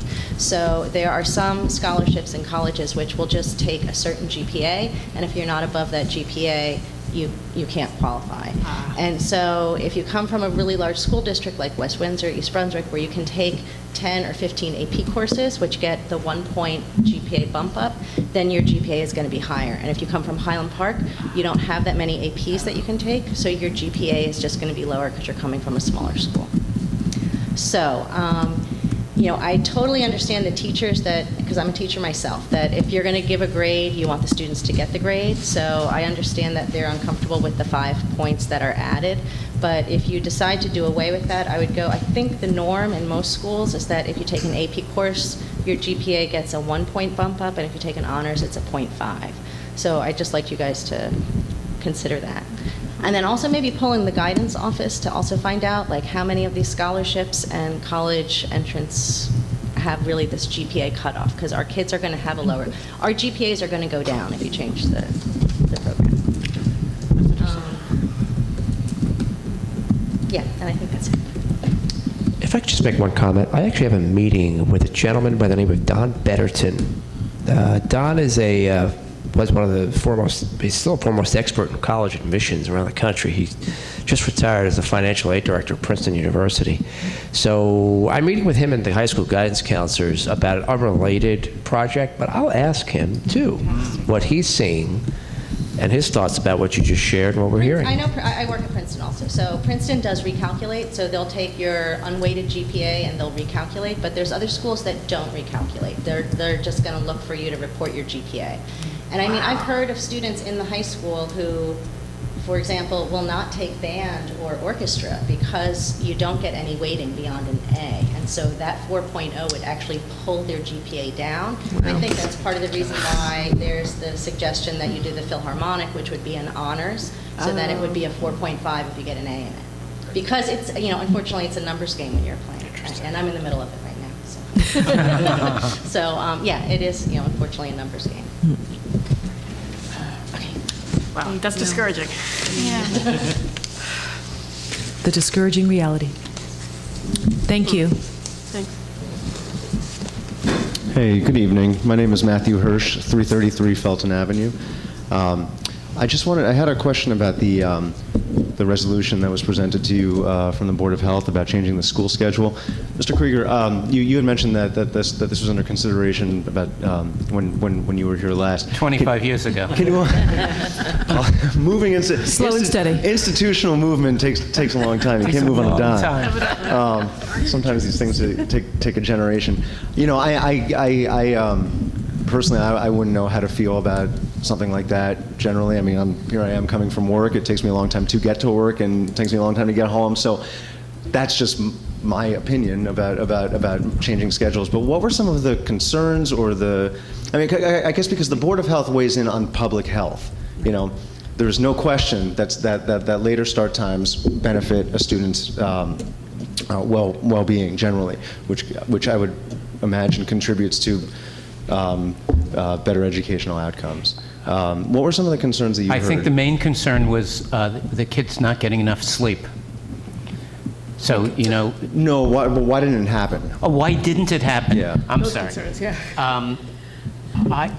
I mostly don't remember. I remember one point which Ann had said, which was, I think it had to do a lot with the sports. That if we started a day later, that it meant that the day would end later, and that the sports programs, the team programs, couldn't be at the places and at the times they needed to be to compete with other schools. Okay. So that was an issue, and then it was just one of those things that just didn't happen. And I think I brought it up every year I was on the board, and it never got the support because of the sports program. And I think there was some other issues. People wanting to be in early and get home early. Yeah. I mean, but that's just, Can we look to what is the process like when you're considering a schedule change like this? Like what do you have to consider? I mean, it seems like there are some major considerations, right? Well, you've got the after-school activities schedule, the bus routes that we use. Sometimes you'll have one bus driver pick up kids from different schools rather than have separate buses accommodating all the different kids. You've got to factor that in. Vocational school district schedule. So there are a lot of parameters that we're going to have to explore. But as I was just pointing out on the side to Darcy, other districts are doing it. I don't know how many others. We'll have to check it out. We'll have to see what they're doing. You know what I always say to the Board of Health? I always say, can we get Edison and New Brunswick to do the same thing? Can we start a movement in the county? Can we get a movement happening? Yeah. No, that's cool. It's cool that you're considering Richard it. Cody is a big proponent too. Maybe we need to get in touch with him and see what he may already have the data and the research on it. Yeah. Because I think he was proposing legislation of some sort, wasn't he, or like a commission or something? Last year. Yeah. I don't know. It would be good if residents had something to chew on, though, definitely. Because we hear that, and it's like, okay, my life's going to change. Probably not anytime soon. Probably don't for worry. the better. No, but I like to say I'm a public school parent until 2033. So, yeah. Sounds so I'll so be here for a while. daunting when you say it that way. Well, I know, but I like to put things into perspective, This is a Thank very you. big ship, and it's very hard to turn. Yeah. And that's what I'm learning and remembering again. And while I'm up here, welcome to, Thank you. Thank to you the very board. much. This Appreciate it. is really cool. I'm looking at a whole different group of people than 2 years ago when I started coming. So congratulations. Thank you. Thank Very you. excited. Thanks, Matt. Okay, so, I put away my agenda. So we are done. Can I have a motion to adjourn? So moved. Second? Second. Any objections? All right. Thanks, everybody. Thank you all.